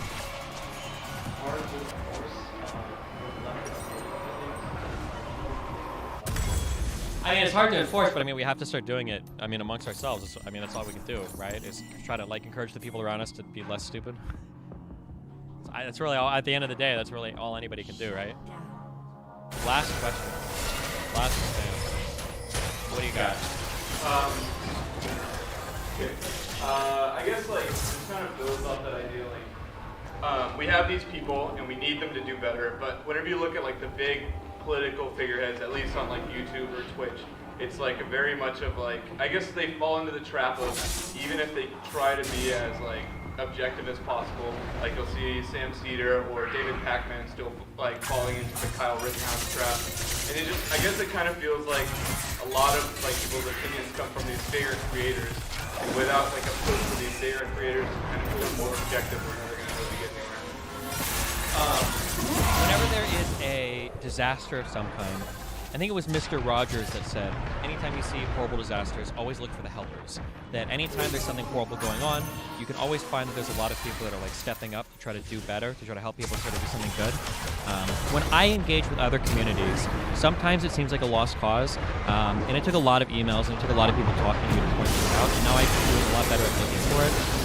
Sometimes it seems like being good faith or doing your best is a totally wasted effort, because even after you do it, like if you go to Wash's community today, you know, there's still a ton of people that say horrible, crazy things about me. There's still a ton of people that make up lies on the internet, etc., etc. Like it happens. But you look hard enough, and if you do your best, and I think if you live your principles the way that you believe you should, and you're as consistent, as ruthlessly consistent as possible, and you advocate for them as much as you can, there are people that notice, but it's going to be a slow process. Like, you're not going to have one golden, like, come to Jesus moment where you convert half the internet to your side completely. It has to be like this slow, gradual process over time. But I do think there are people that notice. It's just like, it's got to be a relentless process of figuring your virtues out, building on them, and then exemplifying them in the world, and then kind of like keeping your eyes up to other people that are hopefully noticing. Because there are people that do notice. It's just really hard to like pick them out in other ways sometimes. Okay, well, hey. Thank you guys for coming.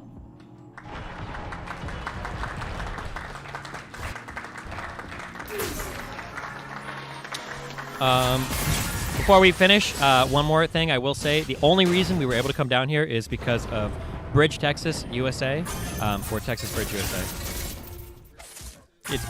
Okay, Bridge, Texas, and Bridge, USA. They were the organization that got us out to UT at Austin, or just UT, I guess, what you guys call it. So super big shout out to that guy. I know he's not here right now, but he was on the first stream. Super happy that that guy was able to get us out to that campus. And then the Aggie Dems, that were able to bring us out here to Texas A&M. Super cool for you guys. I really appreciate that. Marshall for providing the humble abode for us.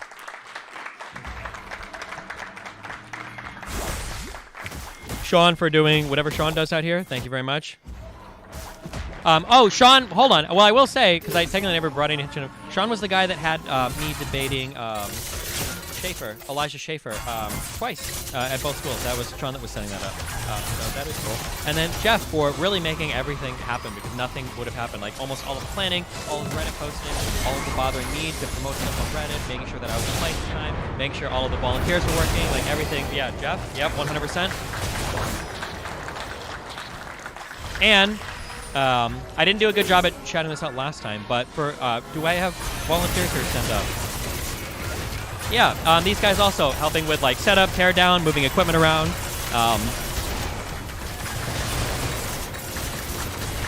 Yeah, given that this was the first time that I ran an event like this, I thought that this was going to be so messy. I thought we were going to have like broken cameras, we were going to have stream drops, we were going to have like everything's going to be messed up. Everything ran like a Swiss Army knife. You guys did an amazing job. All the volunteers, Jeff, everybody involved in this.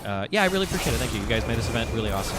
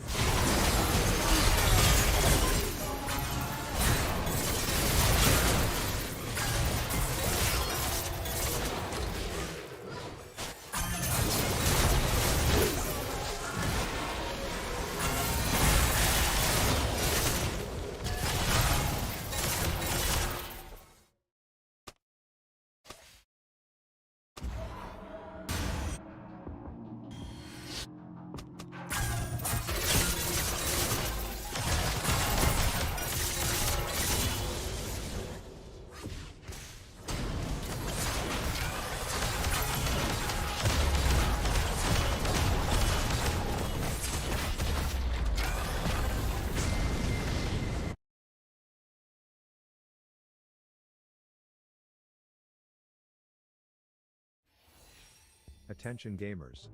Not too long ago Pokemon released what many morons thought would be the first big threat to the MOBA monopoly that this piss pit of a game League of Legends has over the genre with their super hot fire trendy game, Pokemon Unite.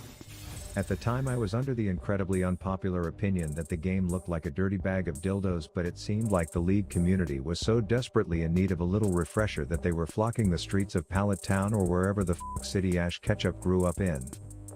There were even those Garen mains, God bless their moronic souls, who were making drastic moves when this game came out, saying they were jumping ship completely. I'm gonna hard send it on Pokemon Unite. It is a game I can see myself playing like 100 hours a day. I'm gonna be streaming it. I'm gonna be making lots of high quality content. Hoping that this wasn't just a clearly temporary trend that would burn out more than Tom Brady's marriage when he decided he still wanted to play more catch. And even though in the long term this Pokemon MOBA revolution was nothing but a speckle on Riot's left ass cheek, they still fired back in a super petty way, by introducing starter Pokemon to the jungle. For context, a new season is among us and Riot is trying to make its players less suicidal when they get autofilled jungler by making the role more beginner friendly. Gone are the days when a fiddlesticks can go full Riley Reid and suck off multiple things at once, as a ton of newbie nuances are now helping the new kids who want to play around in the forest. Sure, good players are pissed as it's removing some of the skill gap, but at the same time it's giving a bunch of absolute inting idiots the false confidence to try the role now, so I'm sure there will be no shortage of jungle diffs. But among these changes, Riot introduced the starter Pokemon edition of jungle items where you get to choose between Bulbasaur, Charmander or Squirtle in these eggs that are all named some shit like not a wolf, not a fox, not a frog, which is Riot's way of saying not a copyright lawsuit, because they played this petty yes but also perfectly. And as you kill camps with your pet, it levels up and ultimately evolves, giving you cool shiz depending on which one you took. So today I will jump right in to show you how I raised a little Pokemon myself until he was big, strong and ultimately evolved into a grown creature in desperate need of some grooming. Introducing Manscaped, the brand behind beautifying your Bulbasaurs and Ballsacks alike, and I would say I'm embarrassed of the collection of Manscaped bigot chatty you through what I call my Busters loofah. Tyria breeding competitors look smells like someone who is a bums with the buff. Want to take your slow wood sponsor and gotta play on the PB playing some Pokemon. Alright, so side note, to play with Pokemon you gotta play on the PBE, where everyone and their fat Uncle Hank also wants to try it out for themselves, so Riot remained consistent in giving me shit I didn't want, and unfortunately no one was willing to help a homie out, so I went through a series of games where I had to support for a win-shitter who served as walking proof that more men should pull out as he dies once and leaves the game, resulting in you crying alone, no pun intended, under your tower until you get out, you know, typical League of Legends experience. And then finally after 37 lobbies I got the role I needed. Not from Riot, those stupid bastards, but from a fellow hardstuck, so I chose Squirtle because when it comes to Pokemon there are people who start Squirtle and people who are just wrong. But I was quickly met with nightmare fuel for junglers, where I started Blue, but before I even got to pet the dogs I received news that my mid and my top laner were both a few fries short of a happy meal, but hey, at least I had my Squirtle shit slapping on some chickens for me. That said, I almost immediately made the mistake of hanging out with a win-shitter knowing damn well he would just piss all over my hopes and dreams, which led to a situation that I deal with almost daily, where I regret licking something I shouldn't have. Then after one flawless gang from yours truly later, and I was back and relying on coordination with one from the win-shitting sub-race of humanity, who in this case was using the new ping system to tell me to bait, to which I'm like, well, they don't call me the master baiter at my local church's book club for nothing. But the problem here was that two morons treating a 2v2 like it's a tag team cage match is suboptimal when you'd like to retain the color on your screen. And just to twist the knife that my teammates already had shoved up my shithole, my ADC was finding ways to die solo to their support, but not to fear. This almost prom king crybaby was here as a long lick, a midget and fart on the whole flash mob ensued, which presented me with the perfect opportunity to land the hat trick of headbutts against that bony bitch needed to kill him off. And all I really wanted to do was show my pet the world till he jizzed himself into a war turtle, but my gauze grabbing services were needed for the boys to slay grape-stained Thresh. Someone let that dumb asshole off his leash again, so I had to babysit and provide timely queef quakes to try and keep him alive, but certain missions are just meant to be failed when it comes to this game, as I then put on my sewage suit and cleaned the rest of the sloppy shit up. Side note, our set had the mental fortitude of a soggy waffle, so their top laner was effectively 1v9 status, assuming one of the 9 wasn't a statue who got a hold of a local laser pointer, so we get lucky on that one before I have to rush immediately mid because me and the boys felt it necessary to let this thresh know how fucked up we think the whole Senna Lantern situation was.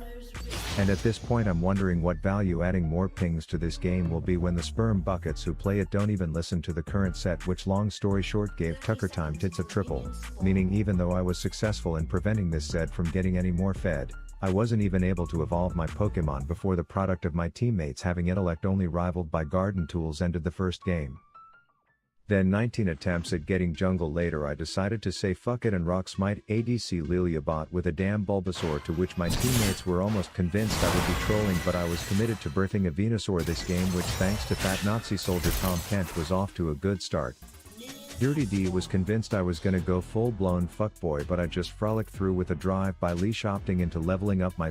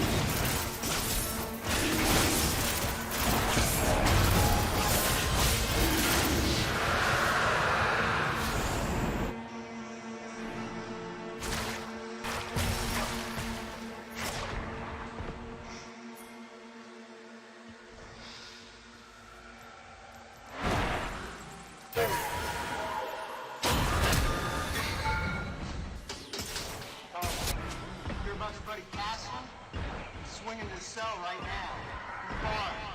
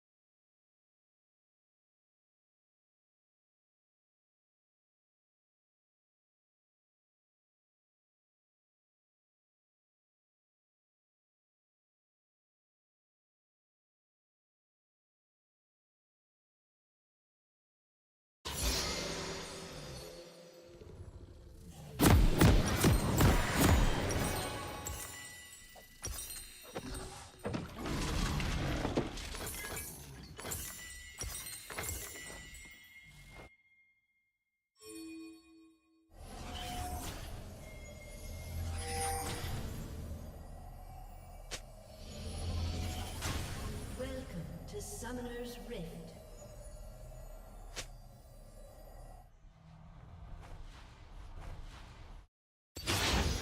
30 seconds until minions spawn.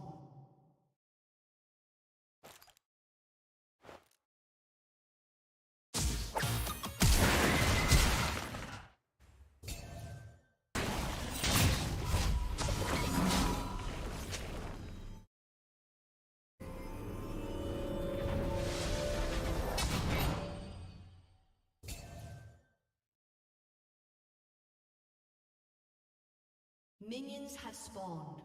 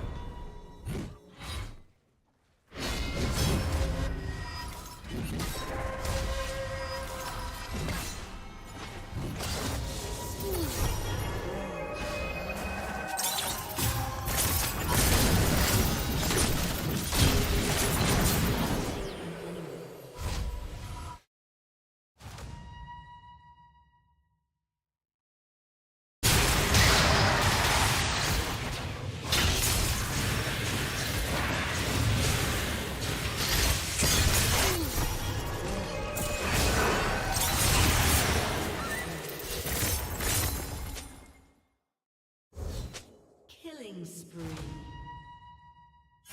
Double kill.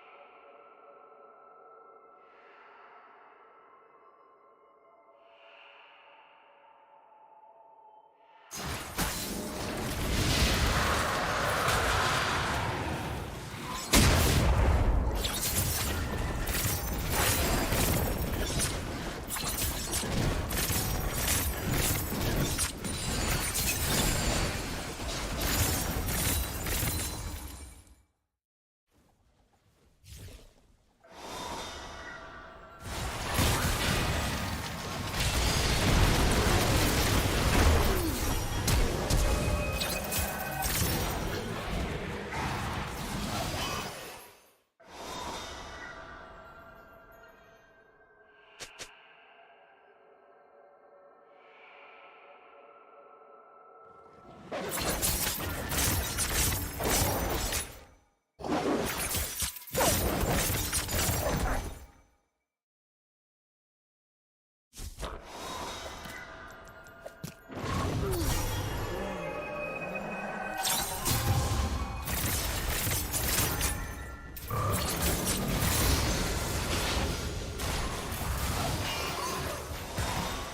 team has destroyed a turret.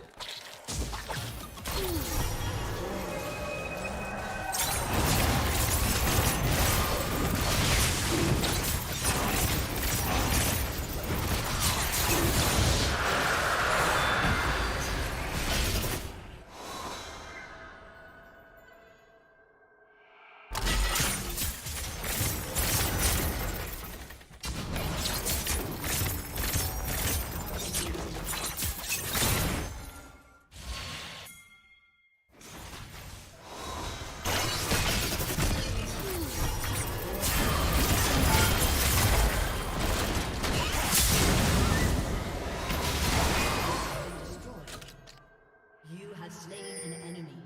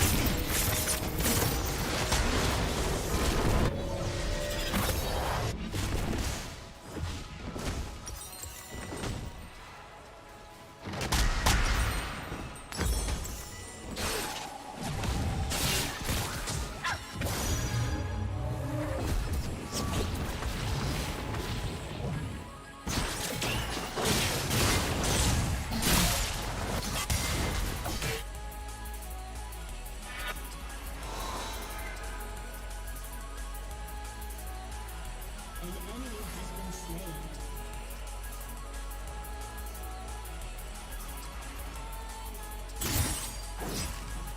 Shut down.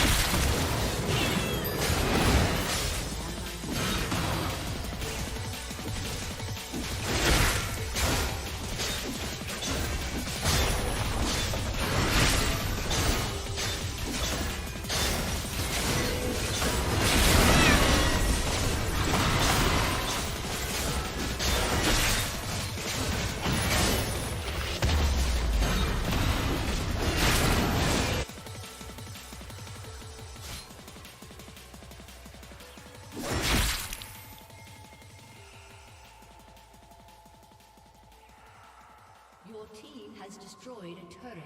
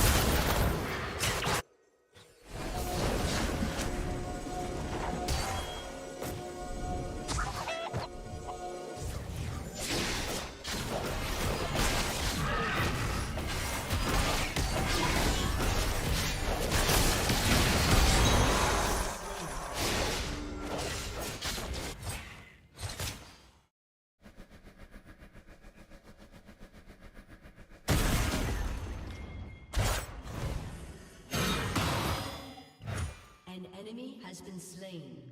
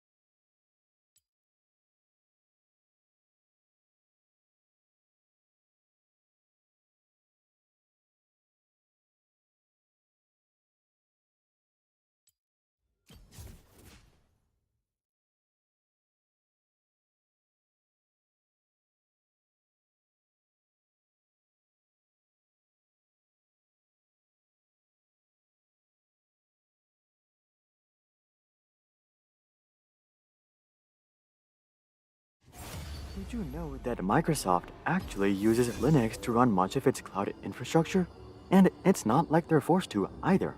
Before 2015, Microsoft used to build watered-down versions of Windows for running networks, databases, and other cloud infrastructure. So the switch to Linux was very much a voluntary one. While it is surprising that Microsoft was willing to put aside their ego and switch to Linux, objectively speaking, this switch was not too surprising, given that Linux is usually the preferred OS for backend infrastructure. It's simply more stable, reliable, secure, flexible, and much cheaper to operate and maintain. Hearing this, I don't think you'd be too surprised to hear that Microsoft is not the only one that uses Linux. Amazon, Dell, Facebook, Google, and even NASA use Linux for various portions of their business. Yet, despite its popularity amongst these institutions, Linux is virtually non-existent amongst everyday consumers. Well, technically, Android is built on Linux, and Android is the most popular operating system in the world. So you could make that argument for Linux, but I'm talking about the consumer PC market. There, 74% use Windows, 14% use macOS, and only 5% use Linux. This isn't to say that Linux isn't good for desktop use though. For decades, hardcore users like programmers, engineers, and tech enthusiasts have not only been using Linux themselves, but they've been preaching about why it's way better than Windows and Mac. Yet, no one else seems to care. So if Linux truly is the objectively better OS, and if even Microsoft uses Linux over Windows, why don't we? One of the top advantages that many Linux enthusiasts cite is the fact that Linux is free. They argue that instead of paying $100 for a Windows license, you can pay no money for Linux. This way, you'd not only be saving money, but you'd also be getting a superior OS. From their perspective, this scenario is clearly a win-win. But from the average consumer's perspective, it's not quite that simple. Here's the thing, Linux being free doesn't mean much to the average consumer because to them, Windows and macOS are also free. It's not like they have to go out and buy a license for either of these either. They just go out and buy the computer and the OS comes along with the purchase. So not only would the average consumer not save money by switching to Linux, but they'd also feel that they're not using something that they paid for. Really, the only people who can save money by using Linux is people who build their own PCs, and PC builders are by far the minority within the PC market. Not to mention, a substantial portion of PC builders are gamers, and Windows is simply the best choice for gaming because that's what games are built for. And yes, there are ways that you can run Windows games on Linux, but this kind of defeats the entire purpose of Linux. One of the biggest advantages of Linux is that it can run many things better natively. But games are not usually one of those things, because they're specifically coded to run on Windows. Also, if someone is willing to spend $1,000 or thousands of dollars on a gaming PC, I highly doubt that the cost of a Windows license is a serious consideration. Even if it was, if they're savvy enough to build a PC, they're probably savvy enough to migrate Windows from an old computer or just pirate it. And that brings us to our next point, which is that getting Windows for free is extraordinarily easy. While Windows is not free on paper,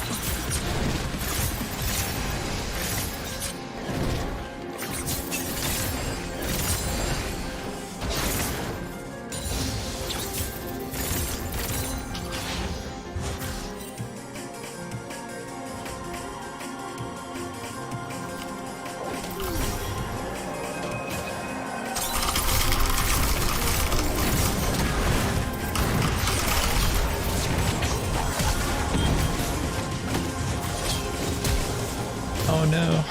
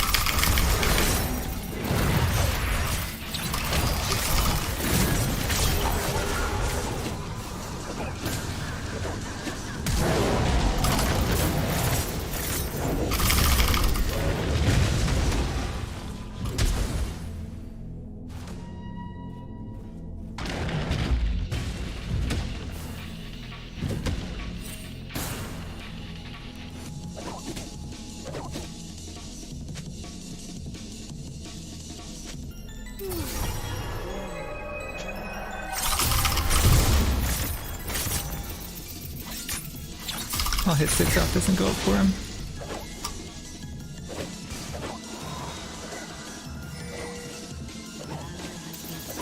He's greedy for staying that long.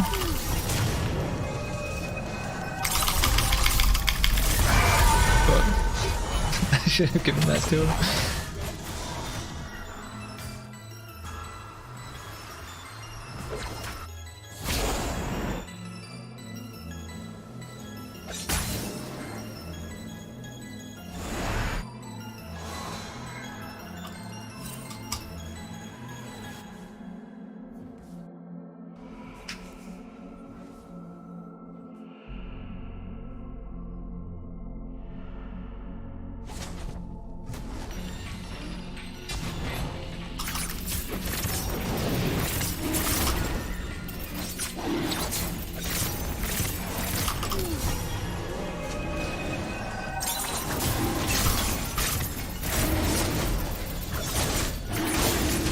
A little risky with no mid or bottom priority, but I don't think they expected.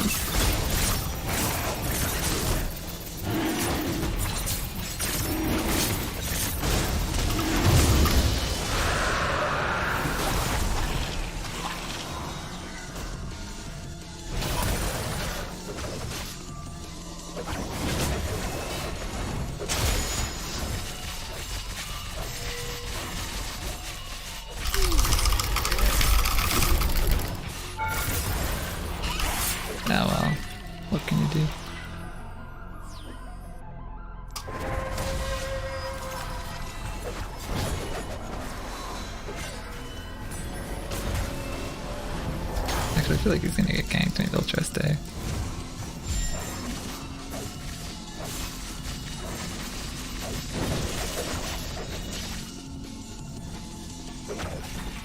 Oh yeah, there it is. Wait for him to go in and then we can charm him. Nice, he got his flash. I'll take that. Very nice. He still goes in.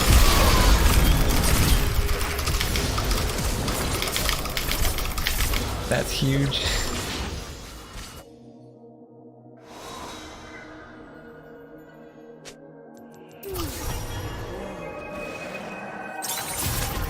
Oh my god, this matter. Okay, well, can't do this. He missed his boomerang.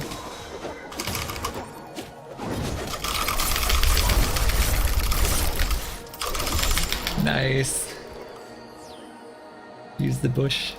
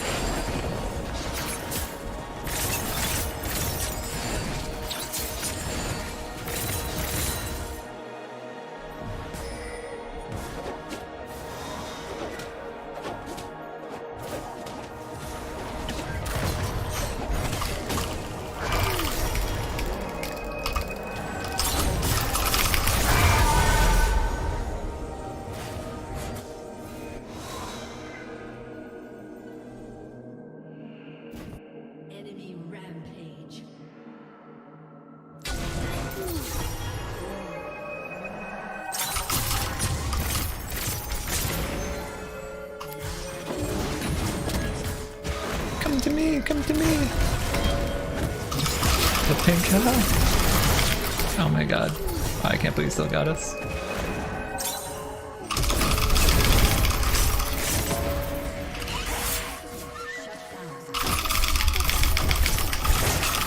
Damn, his lifesteal is insane. Lightsaber's mad good. That's one good thing we've done so far.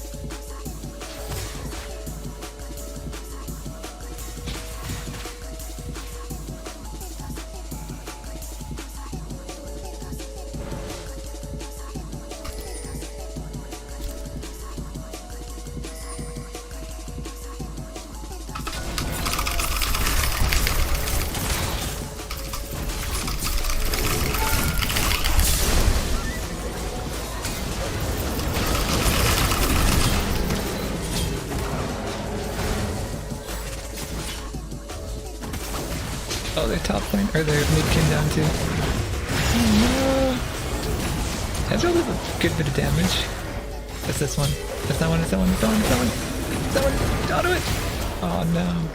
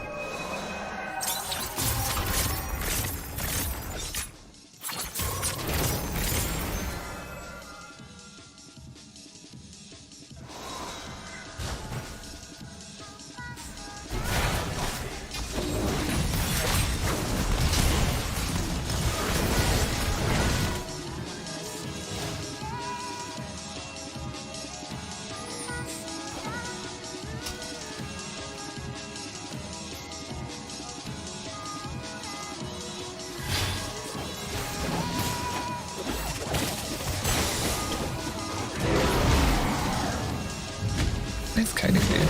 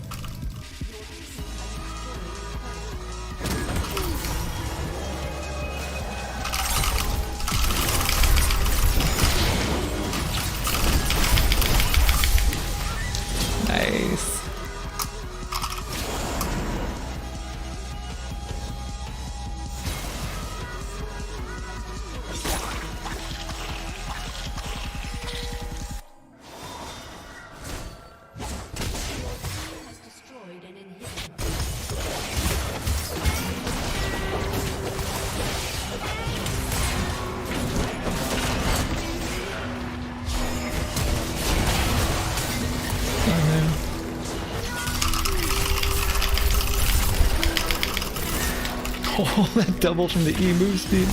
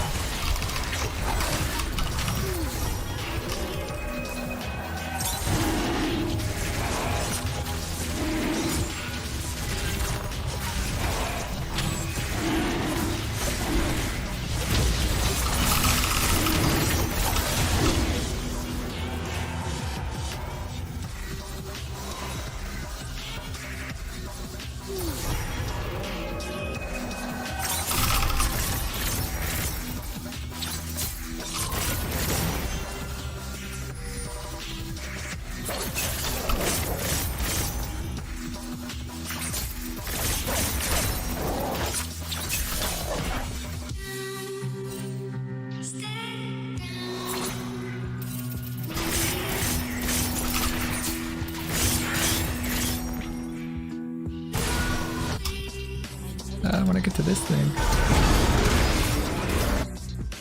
I'm gonna be late. Maybe we can get the Chin now? He's just gonna recall. Yeah, this is too barren. Actually, I'll take this in the way.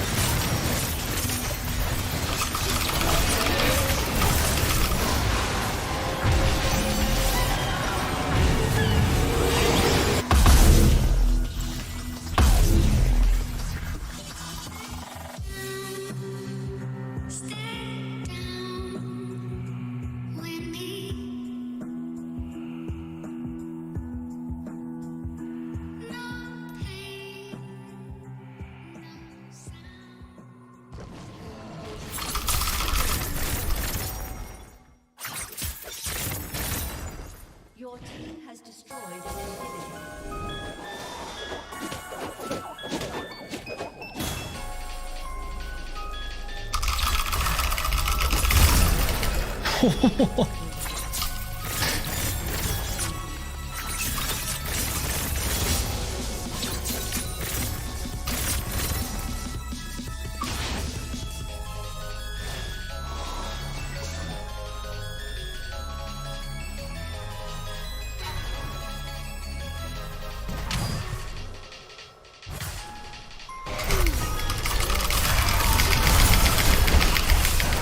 Oh wait, he's got a lot of defensive stats there for something.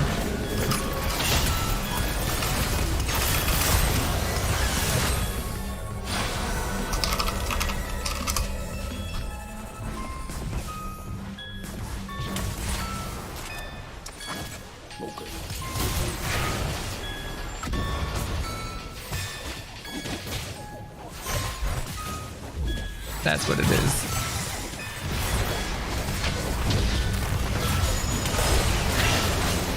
Super.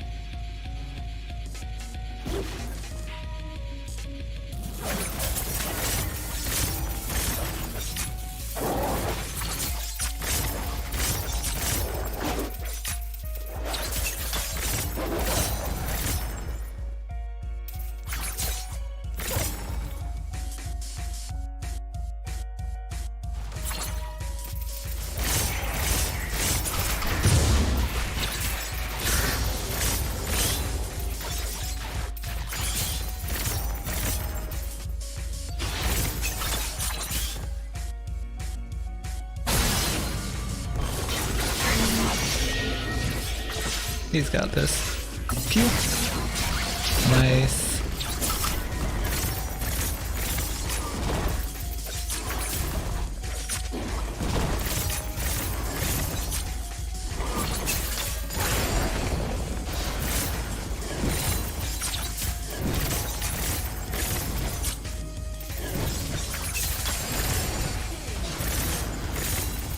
Wow, we got a double, what the heck? I'm gonna invade this guy's jungle. The thing with Yone is if you do his Q at the very end of his E, it actually extends the duration of your E before you snap back, so you always want to do it at the very end.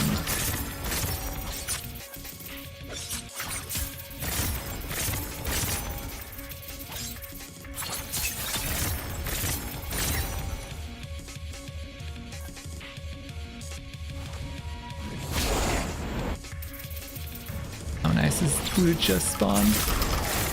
He's gonna know I'm taking it though. If I bring it over here, he might think it's already gone. Maybe we get lucky.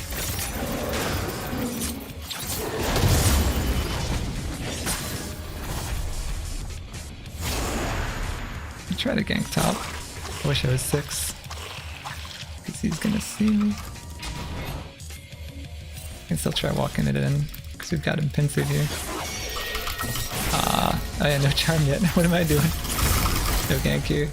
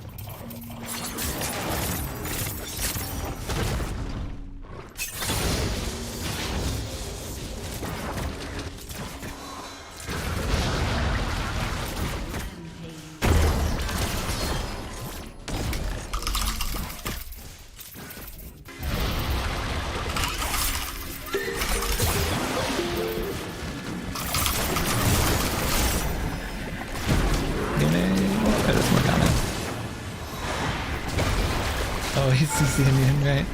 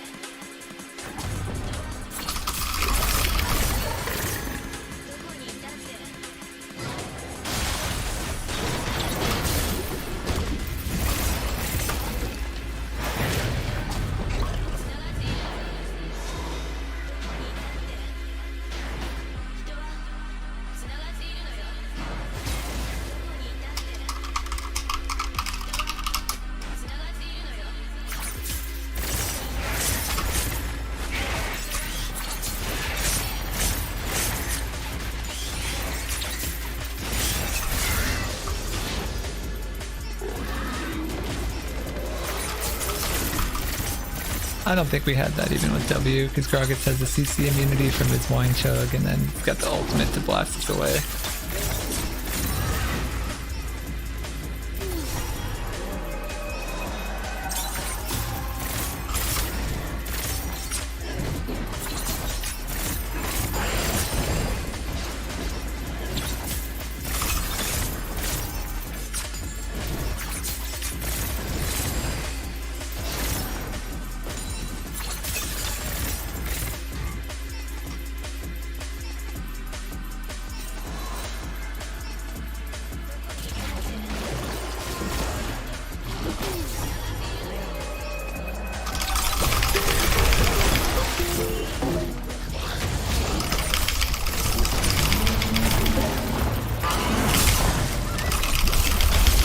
Got him!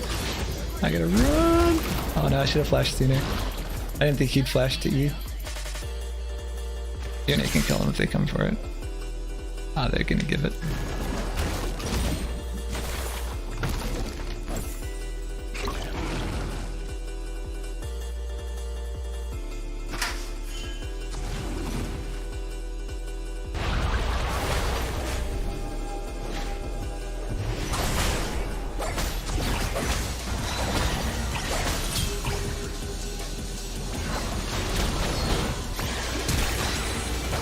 Was that her ult? Wow.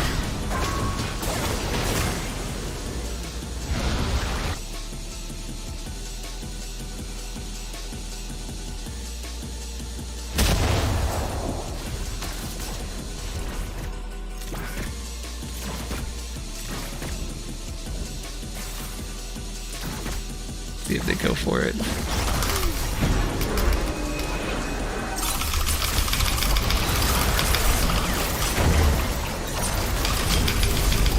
Dang, they hurt. Holy shit.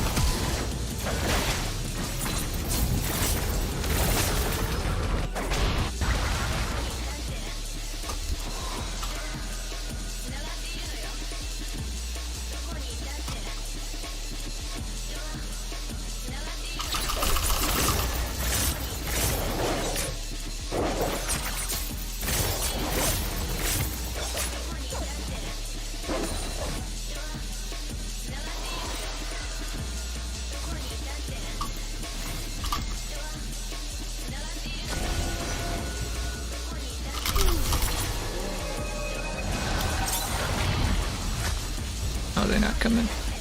IEDC recalled.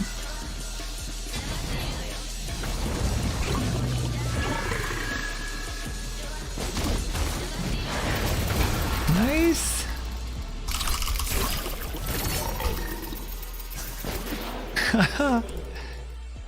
Go counter gank for this guy, because now, or Munda is definitely coming. Yep, there it is. I called it.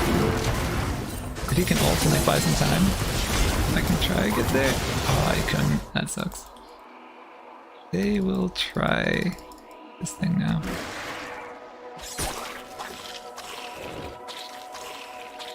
Does he only have TP? No, he doesn't. Oh, they're not even going for it. What? Just gonna push tower.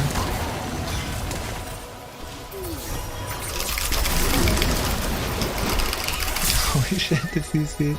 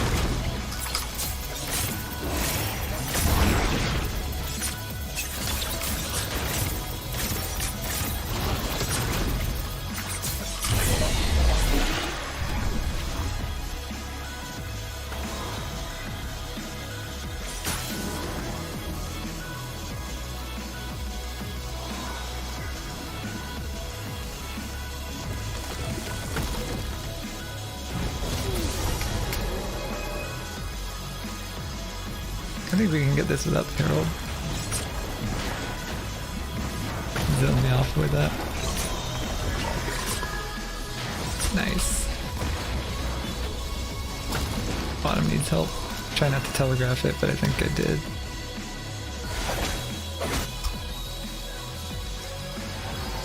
Oh, dang. I don't know, because it's 3-on-1. The bottom's gonna come for sure and rotate.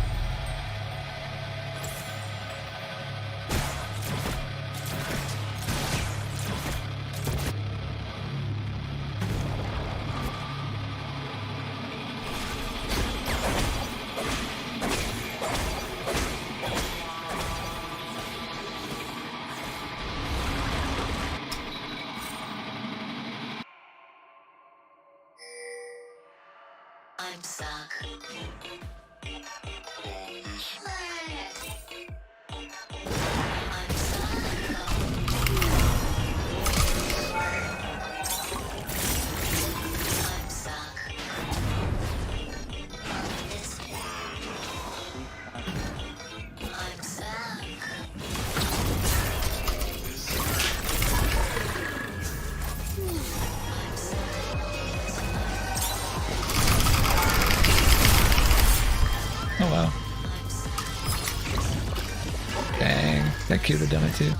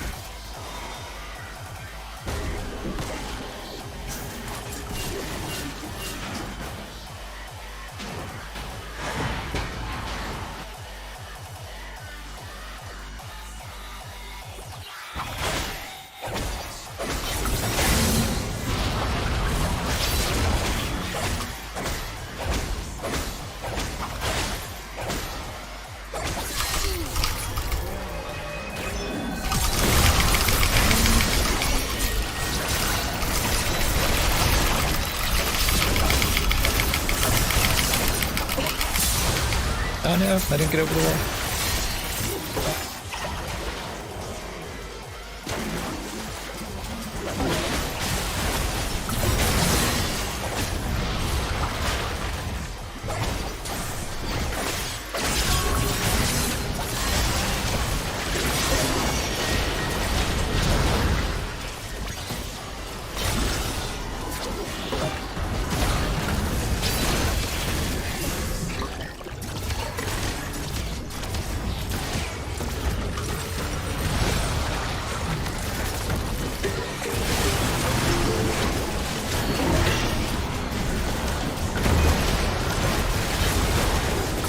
Tanks, and we have Kaisa who has like % max HP damage in the passive. Like, insane.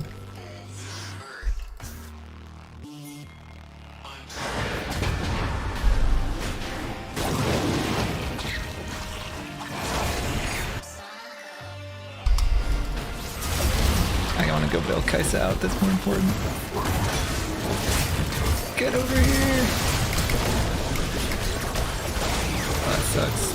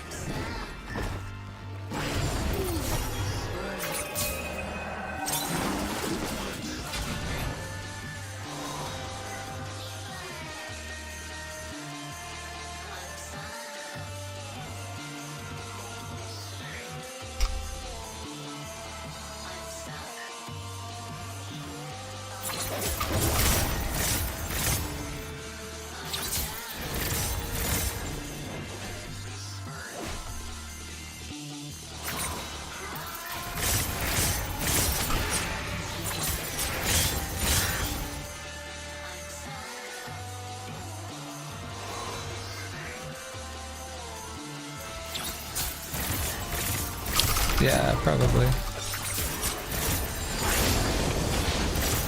Also kind of want to get the Nyla though, and she just has a lot of healing.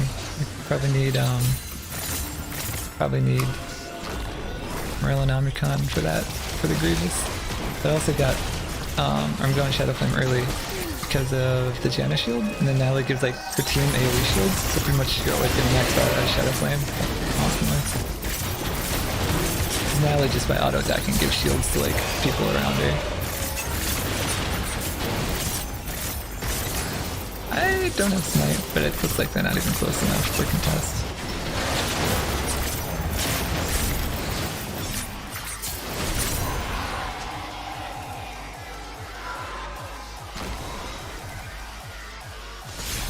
Go shadow this guy. I don't think anyone can really like contest you an angle. I'll shadow him just in case. Oh no, he's gonna get your shadow, buddy. There it is. Dang, I can't kill these two either.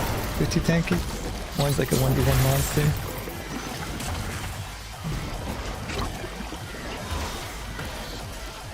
Need Kaisa. That max HP damage.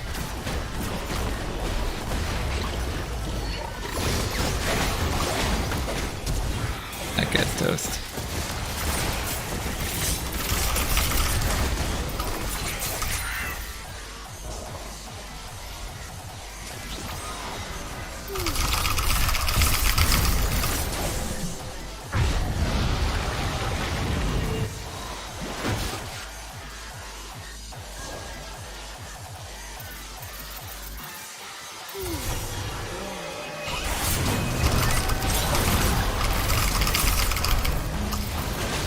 I got it all at least.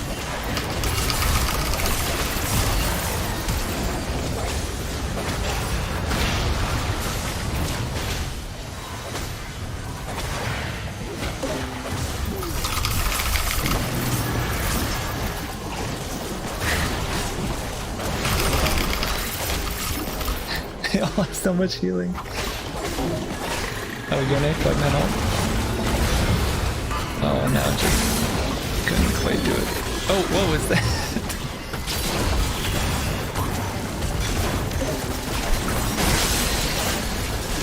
At least there's nothing we can take.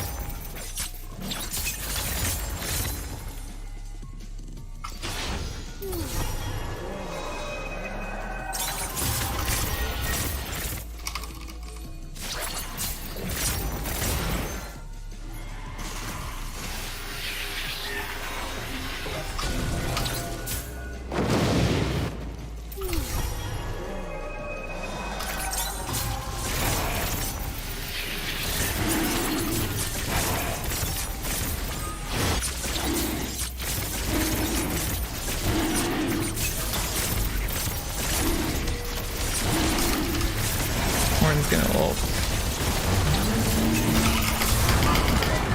That's the best we can do. At least we get it.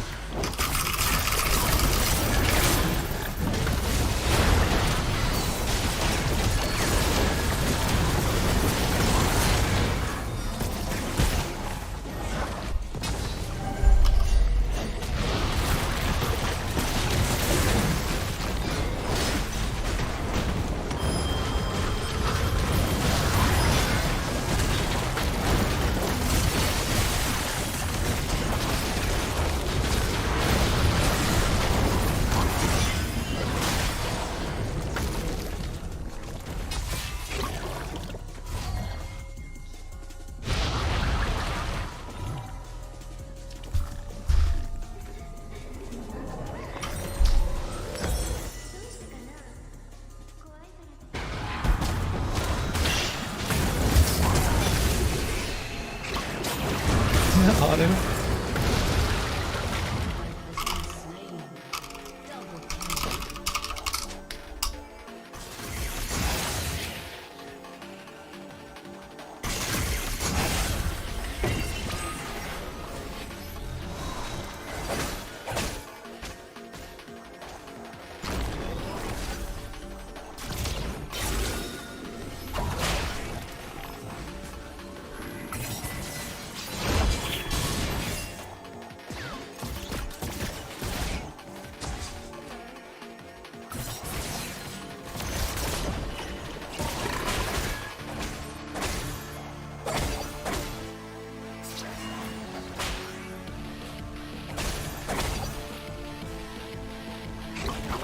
Gragas is gonna alter, right?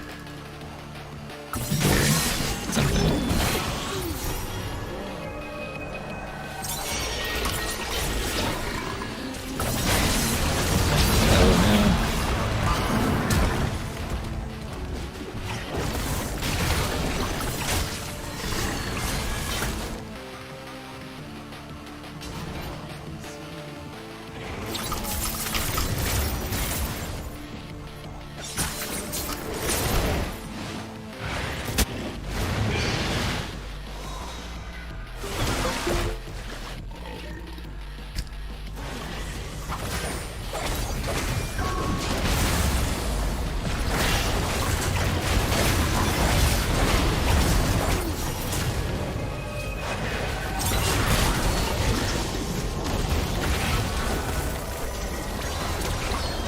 To defend Kaisa. I don't know if we can do this against all tanks. That sucks.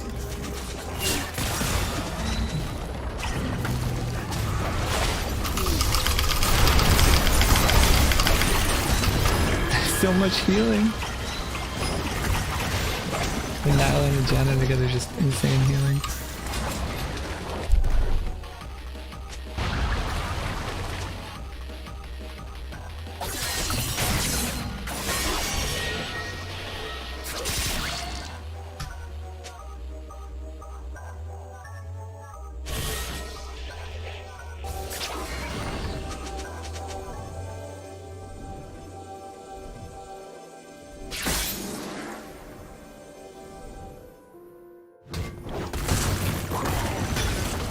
I feel like Nyla's more the problem than Gnarly the tanks.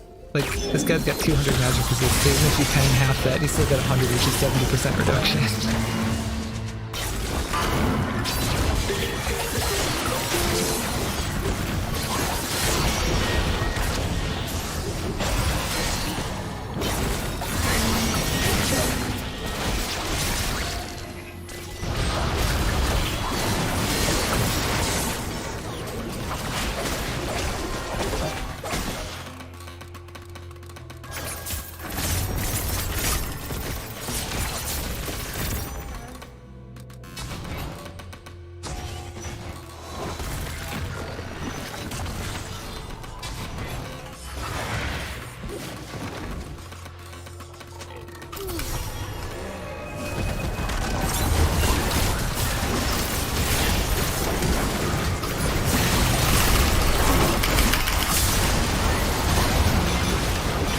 We had Yoni, this would be so easy. Oh, they're all full health from the Janna ult, of course.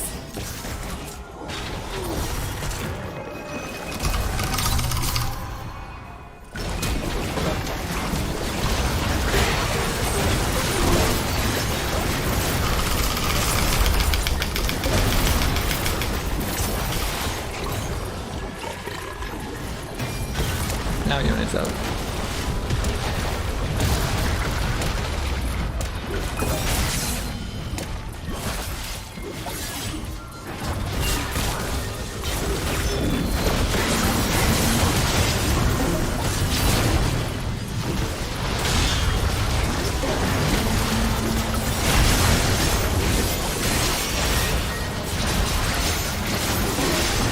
There we go. Nice. Oh, he died.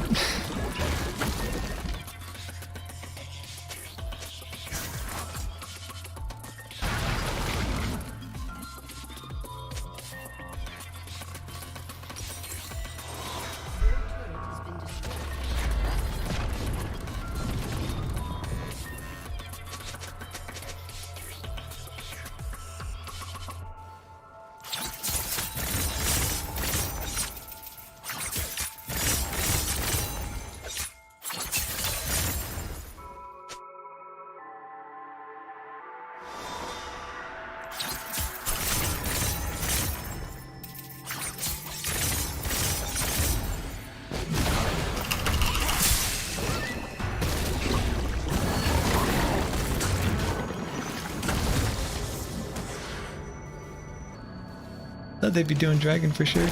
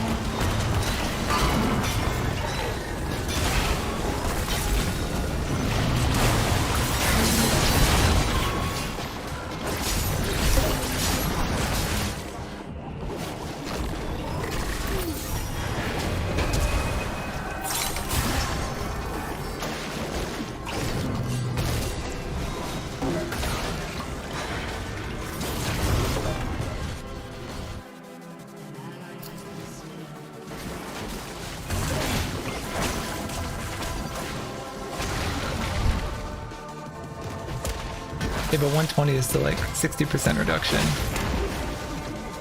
This guy is 300, so it's only going from what, 300 to...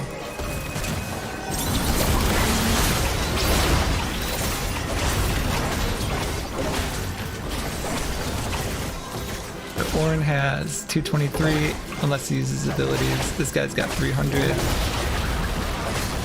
Good for the carry, she has 100, that's like the sweet spot.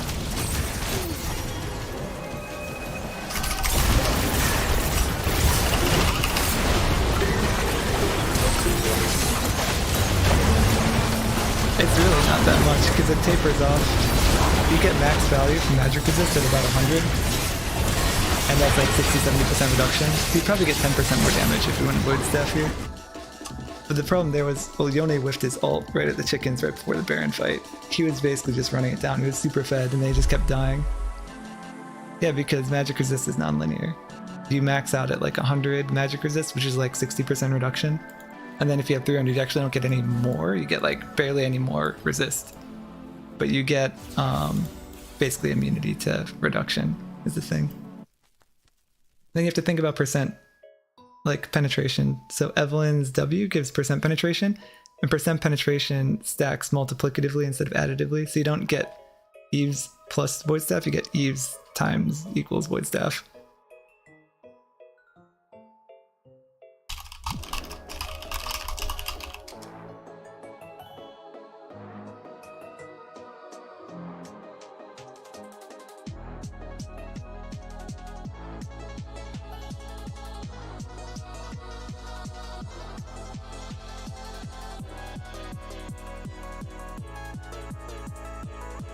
Like Void Staff is not really for tanks, it's for like that Nala actually be perfect for it, because she has 100, so you get the max value. But see here you can see for magic resistance, you peak out pretty early actually.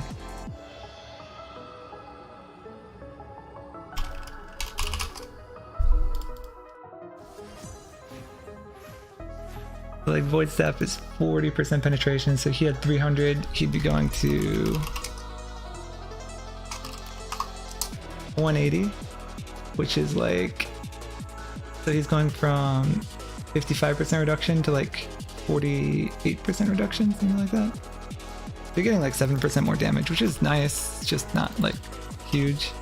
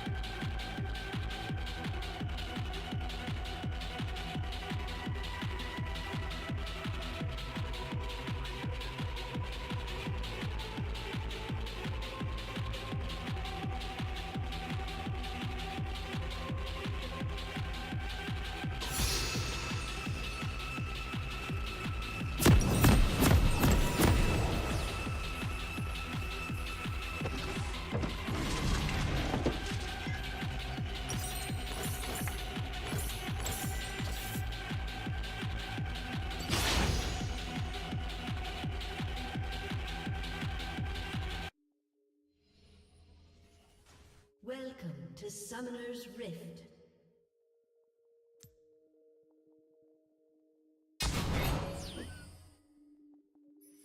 "30 seconds until minions spawn.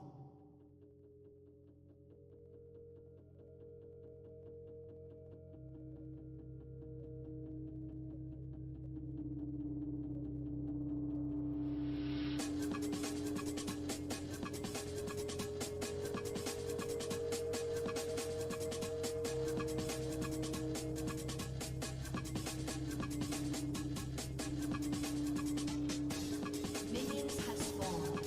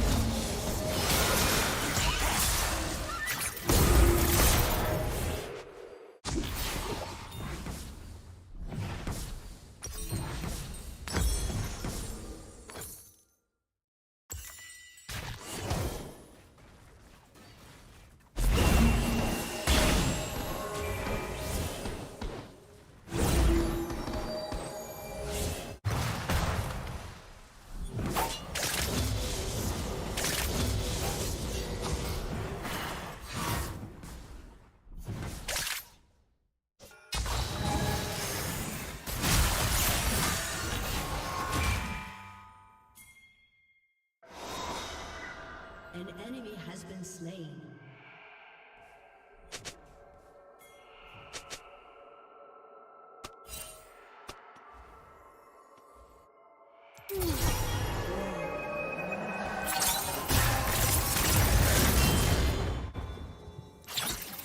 An ally has been slain.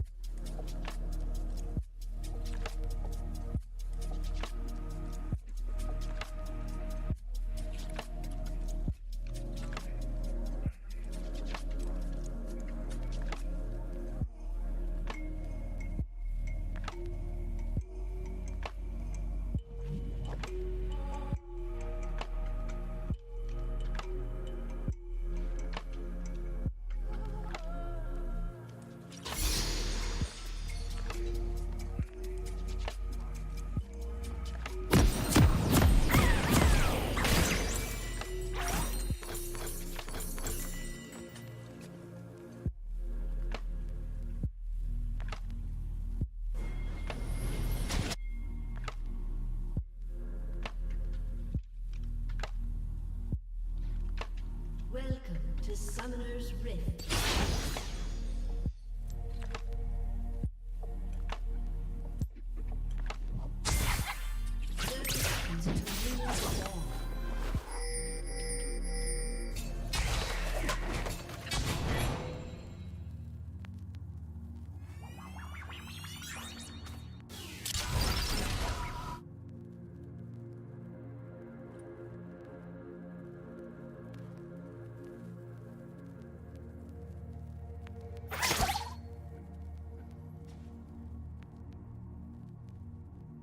Minions have spawned.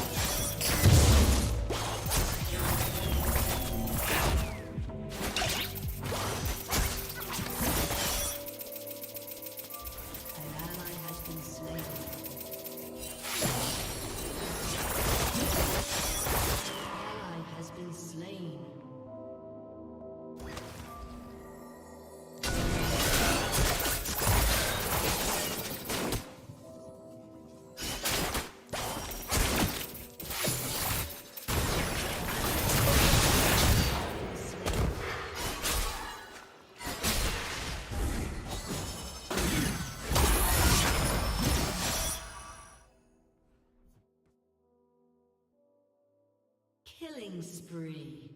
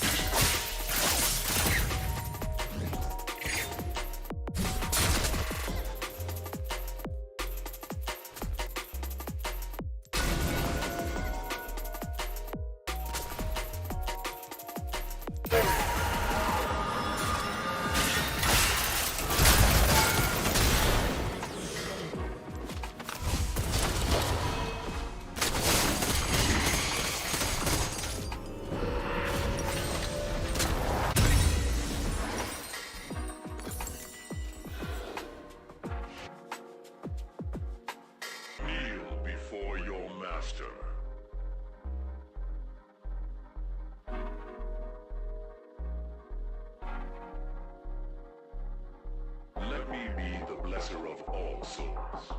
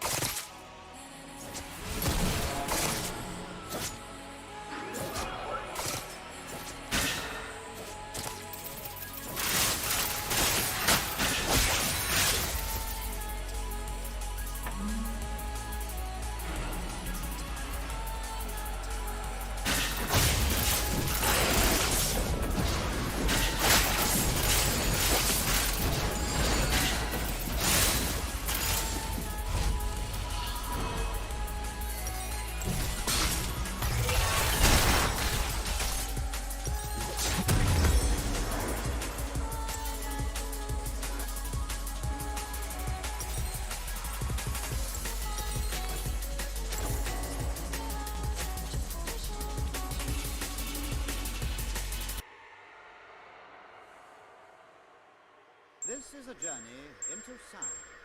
A journey which along the way will bring to you new color, new dimension, new value, and a new experience. Stereophonic sound. So our journey takes us into the future. 4, 3, 2,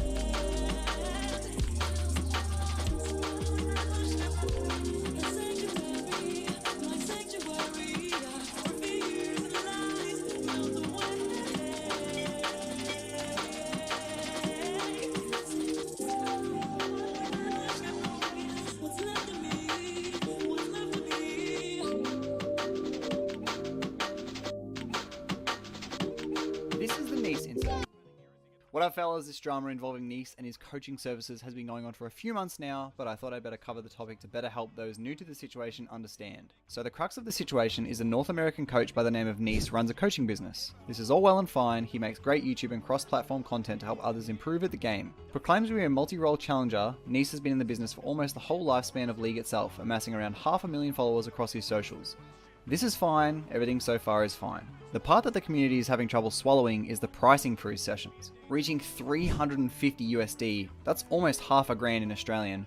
For one-on-one coaching with Nice, many in the community have begun to question the effectiveness of his coaching, and he has received harsh criticism as many high elo players and coaches have begun reviewing his coaching sessions and disproving or adding things to them that he has missed. Let's check Starzan's TikTok, guys. Ooh, look at those views! What the fuck? 900k exposing Nice coaching. Like, this is huge, right? Why doesn't he tell him about his left clicking camps? Buffs show HP bar at the top, right? But he has his talisman, debuff, and he has red buff ticks. Can you just tell him your red buff dies here, don't auto it after this auto? Right here it's dead. Walk here, but your S key and walking back to auto it.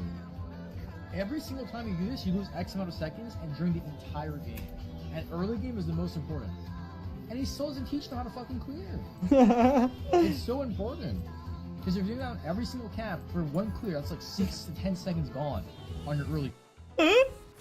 On stream and then post it to TikTok. This is so funny. I am gonna cry. Live as soon as I get my stuff set up and get my intro. How is this a coaching session? He's just fucking watching us fucking talking about his life. It's not you know, my time. Like, imagine $300 and this guy's like talking to his chat during the me for coaching. I'm just fucking watching his session. I'm talking the entire time. If you watch any of my sessions, I will just pinpoint everything if they want me to talk. This is so funny. This is so funny. Now let me be clear, I have no opinion here. I see why Nice can charge what he charges. With a following of his size, if he charged $50 a session, he'd be working 8 days a week and it wouldn't be worth his time when he could be making content or streaming. Nice's time is worth more than $50 an hour, maybe even into the hundreds. That's where the supply and demand argument comes in. For those that aren't aware, a supply and demand formula is demonstrated and defined as such. The amount of a commodity, product, or service available and the desire of buyers for it considered as factors regulating its price. This literally means with more people asking for Nice's coaching, he can charge more for it, end of. However, I can also see it from the criticism point of view of the community. The service just isn't worth $350 a session. Considering there are thousands of hours of free research information to be found surrounding the game online, including resources that are probably better, it's heavily debated if any coaching session is worth that kind of money. Twitter user Hancock actually made a pretty comprehensive thread about Nice's credibility, saying the last time he hit Challenger, he was boosted, and he has never been a multi-role Challenger. The photo he uses on his site advertising his coaching holding a Challenger backpack was actually achieved on the LAN server in Season 7, where it was comparable to around mid-diamond on NA. Ethics aside, people shouldn't be too pressed about how others want to spend their money. Nice is accessible and well marketed. He's also an excellent conveyor of information with good deliverance and teaching skills. This, arguably, is as, if not more important than the actual information that is being taught. You could have the best player in the entire world coaching you, but if they don't know teaching methods, the information either won't get across or won't stick. Nice has been defending himself pretty vigorously on Twitter, since this Nice meme has been circulating. Some more than others seem to have a hard time accepting Nice's business model, like Tarzan, who's basically made it his life mission to cancel Nice. Others either understand how he operates, agree with him, or disprove. There's a wide spectrum of opinions on this matter. Feel free to share yours in the comments below and subscribe for more League news. Bye!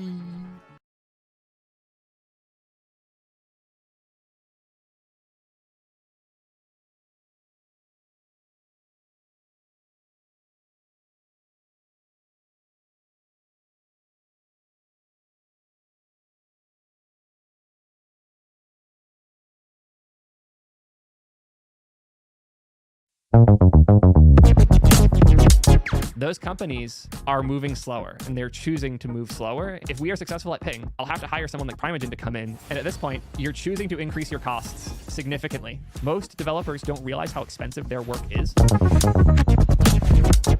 Do you really need Kubernetes? I don't mean that in like a harmful or negative type of way. I mean, seriously, do you? I find that a lot of companies are using Kubernetes because they think they have a complex infrastructure problem, and often they don't. They have a scalability problem. And by introducing Kubernetes, they're introducing infrastructure that has its own complicated rollouts, architecture, and things to consider. It is a great solution for a lot of problems. And if you're trying to manage and deploy a bunch of servers at once, Kubernetes is hard to beat. I want to be clear here. I'm not saying Kubernetes is bad. I'm saying the mindset of every problem is a Kubernetes problem is harmful. I think Lambda and the magic of serverless function deployments through things like AWS, as well as edge deployments with Cloudflare and all of these new options appearing like Google Cloud Run, allow us to think about our code less as an infrastructure problem and more as a code and piping problem. Kubernetes introduces a lot of complex infrastructure to consider and think about as you're building your applications. And I don't think everyone needs to be considering those things. Honestly, and this is one of the most common problems I see, is a bunch of engineers come from a FANG company. Like they used to work at Facebook and now they're making a startup. So they assume because everything they've ever built is in this crazy like Kubernetes cluster, that they're going to have to keep doing that at their tiny little startup. And that's when I see these 4-person companies with no customers starting to hire infra engineers and like developer experience experts and teams to get them out of the hell they've created themselves by assuming they need to own all of these things. So a message I see a lot in my chat is, should I learn Kubernetes, or how do I learn Kubernetes? I want to be an infra wizard. I want this to be the thing I do. I want to go understand infrastructure. Or even simpler, like, hey, I'm building a side project. How do I set up Kubernetes for it? You probably don't need Kubernetes for your side project, but you might need Kubernetes for complex like structure problems with your infrastructure, if you have infrastructure. But what I try to recommend and push for is that you avoid adding infrastructure as much as you can. The less infrastructure, the easier it is to manage your application, the easier it is to build, iterate, and find product market fit with the things that you're building. Kubernetes is another one of those tools that by design is meant to slow you down. That is good if the problems you have need you to slow down and think about them. But if you're just taking things from a database and trying to render them on the client, Kubernetes is making that way more complex than it needs to be. That's just the reality of how infrastructure technologies work. It's hard. Kubernetes is one of those things where you don't set it up and it's done. Kubernetes is one of those things that is now part of your business. You have to think about it. You have to build around it. You have to plan for it. And if you don't have a plan yet and you don't have the money to build that plan, you should be building around not needing Kubernetes. There are very few problems that can't be shaped as a serverless problem with enough effort. There's a lot that can't, like WebSockets. Those are very hard to run in a Lambda because you need a persistent, stateful connection running on a server. I think a lot of those things can be outsourced to other companies. I think that solutions like Pusher, Ably, PubNub are all great. We also have new ones like LiveBlocks and Hop appearing too. Those allow you to not be thinking about infrastructure and not needing to bring in Kubernetes. What about your data? How do I scale my database? Please don't put your database in Kubernetes unless you really know what you're doing. And even then, be very careful with it. Databases are a scary thing to put under automatic, whatever, because automatic means stuff is being created and deleted. You might accidentally have the wrong thing get deleted, and then you lose a database that hasn't replicated yet. Kubernetes is a scary place to put your database. So with all that, what's left? I'm a big company with a bunch of infrastructure that really wants a simple, like, codified way of deploying that infrastructure. Sure, Kubernetes and Terraform are good solutions for that. But the vast majority of problems are not Terraform or Kubernetes problems. They are software problems that we can solve in other ways. And generally speaking, if you don't have a team that is deep in Kubernetes and deep in these things yet, you should try to avoid them as much as you can. Generally speaking, Kubernetes should be the last thing you reach for rather than the first. It is scary. It is one of those solutions that comes with a lot of debt that you are eating. And if that doesn't provide a solution to a harder problem for you, you should probably pay someone else for their solution. If you need a database that scales, check out PlanetScale. They run the Kubernetes for you. If you need WebSockets that scale, check out Pusher. They have the Kubernetes for you. If you need auth that scales, check out anything that lets you deploy it on serverless functions. And if you don't want to own it, check out all of the third-party authentication solutions that scale totally fine as well. All of the things that I see people reaching for Kubernetes for, to like automatically spin up all of these boxes for all of these things, half of them are things you should probably be paying someone else for. Half of them are things a Lambda could do. And maybe there's one or two where it's like, okay, fine, you should spin up a server for that. But it ends up being like one tiny box that doesn't even need Kubernetes often. It just needs a single like Docker file thrown on an RDS instance because it's used to run cron jobs. Generally, I want to be clear, this is very general. If you're disagreeing in the comments adamantly, it's because you're in that small group solving these other problems. There are great use cases for Kubernetes. I think we need to stop turning everything into a use case for Kubernetes though. And on top of that, let the experts build and pay them for their work. People are saying Pusher is expensive. You know what's more expensive? Hiring 4 engineers to manage the clusters of your like Kubernetes deployments, trying to keep your WebSockets up and synchronizing state between each other. That is very expensive. Each of those engineers is going to be at least $200,000 a year. And until your business is spending enough on Pusher to compete with that, you should be paying Pusher to do that. Because the cost of engineers who know how to use Kubernetes and know how to deploy these things is significantly higher than paying someone else who already hired those engineers to use their services. I see somebody in chat mentioning that companies are allergic to vendors, so they use Kubernetes instead. Those companies are moving slower, and they're choosing to move slower and spend more money to move at all. One of the advantages more clued-in people have is they don't have to do that. We don't have those strongly held beliefs that everything should be on our VPS, everything should be hosted by our engineers in our Kubernetes clusters. We being companies that aren't one of the big 5, like anybody who isn't Facebook, Amazon, Apple, Google, or Microsoft, we should not be playing by the same rules they hold themselves to, because those services, they have infinite money, effectively. And what they're doing is survivable because of their infinite money. We don't. But what we do have is more knowledge, more flexibility, more agility, And that's how we see these smaller companies challenging these monoliths, because they reject the belief that since Google used Kubernetes, we have to as well. It's more, since Google is using Kubernetes, we can move faster than them because they can never move faster than their infrastructure allows. We can do whatever we want. That is powerful. That is what makes startups successful, is the ability to move in ways bigger companies cannot. That's what makes anything other than bigger companies powerful. And hell, that's what makes small teams at big companies powerful too. When I was at Twitch, we ran our own full stack for our marathon stuff because the stack at Twitch did not work well for what we were building. Eventually, we flattened that into the Twitch stack once the Amazon acquisition went through and everybody's doing AWS. But for a long time, we went out of our way to run our own parallel stacks, like a mini startup within Twitch. I think that's a huge part of why we could move so fast and build the crazy things that we built. I very strongly believe that smaller teams that own their ways of doing things, that aren't being told you have to use something as big and heavy as Kubernetes, you can build in the way that they can do the fastest. It'll let you find product market fit much faster and much more securely. If you invest hundreds of thousands of dollars in Kubernetes infrastructure, and it turns out you built the wrong product, even if you're at Google's size, your team can't easily move to the right product because you've invested so heavily in this particular thing you've built. And that sunk cost sucks. And the more you can reduce it as you find product market fit, the better. If eventually you're at a point where the product's making so much money, where all of the cost is going to these third-party vendors because you're not using Kubernetes locally, like let's say you're spending $2 million a year on third-party infrastructure, and if you hosted it yourself, it would be $100,000 a year. Cool. That gives you $1.8 million to spend on engineers to lower that cost. And at that point, you do it. But very, very few companies are at that point where they have $2 million plus a year of spend on third-party services without way too early moving things over to something like Kubernetes. I say this a lot too.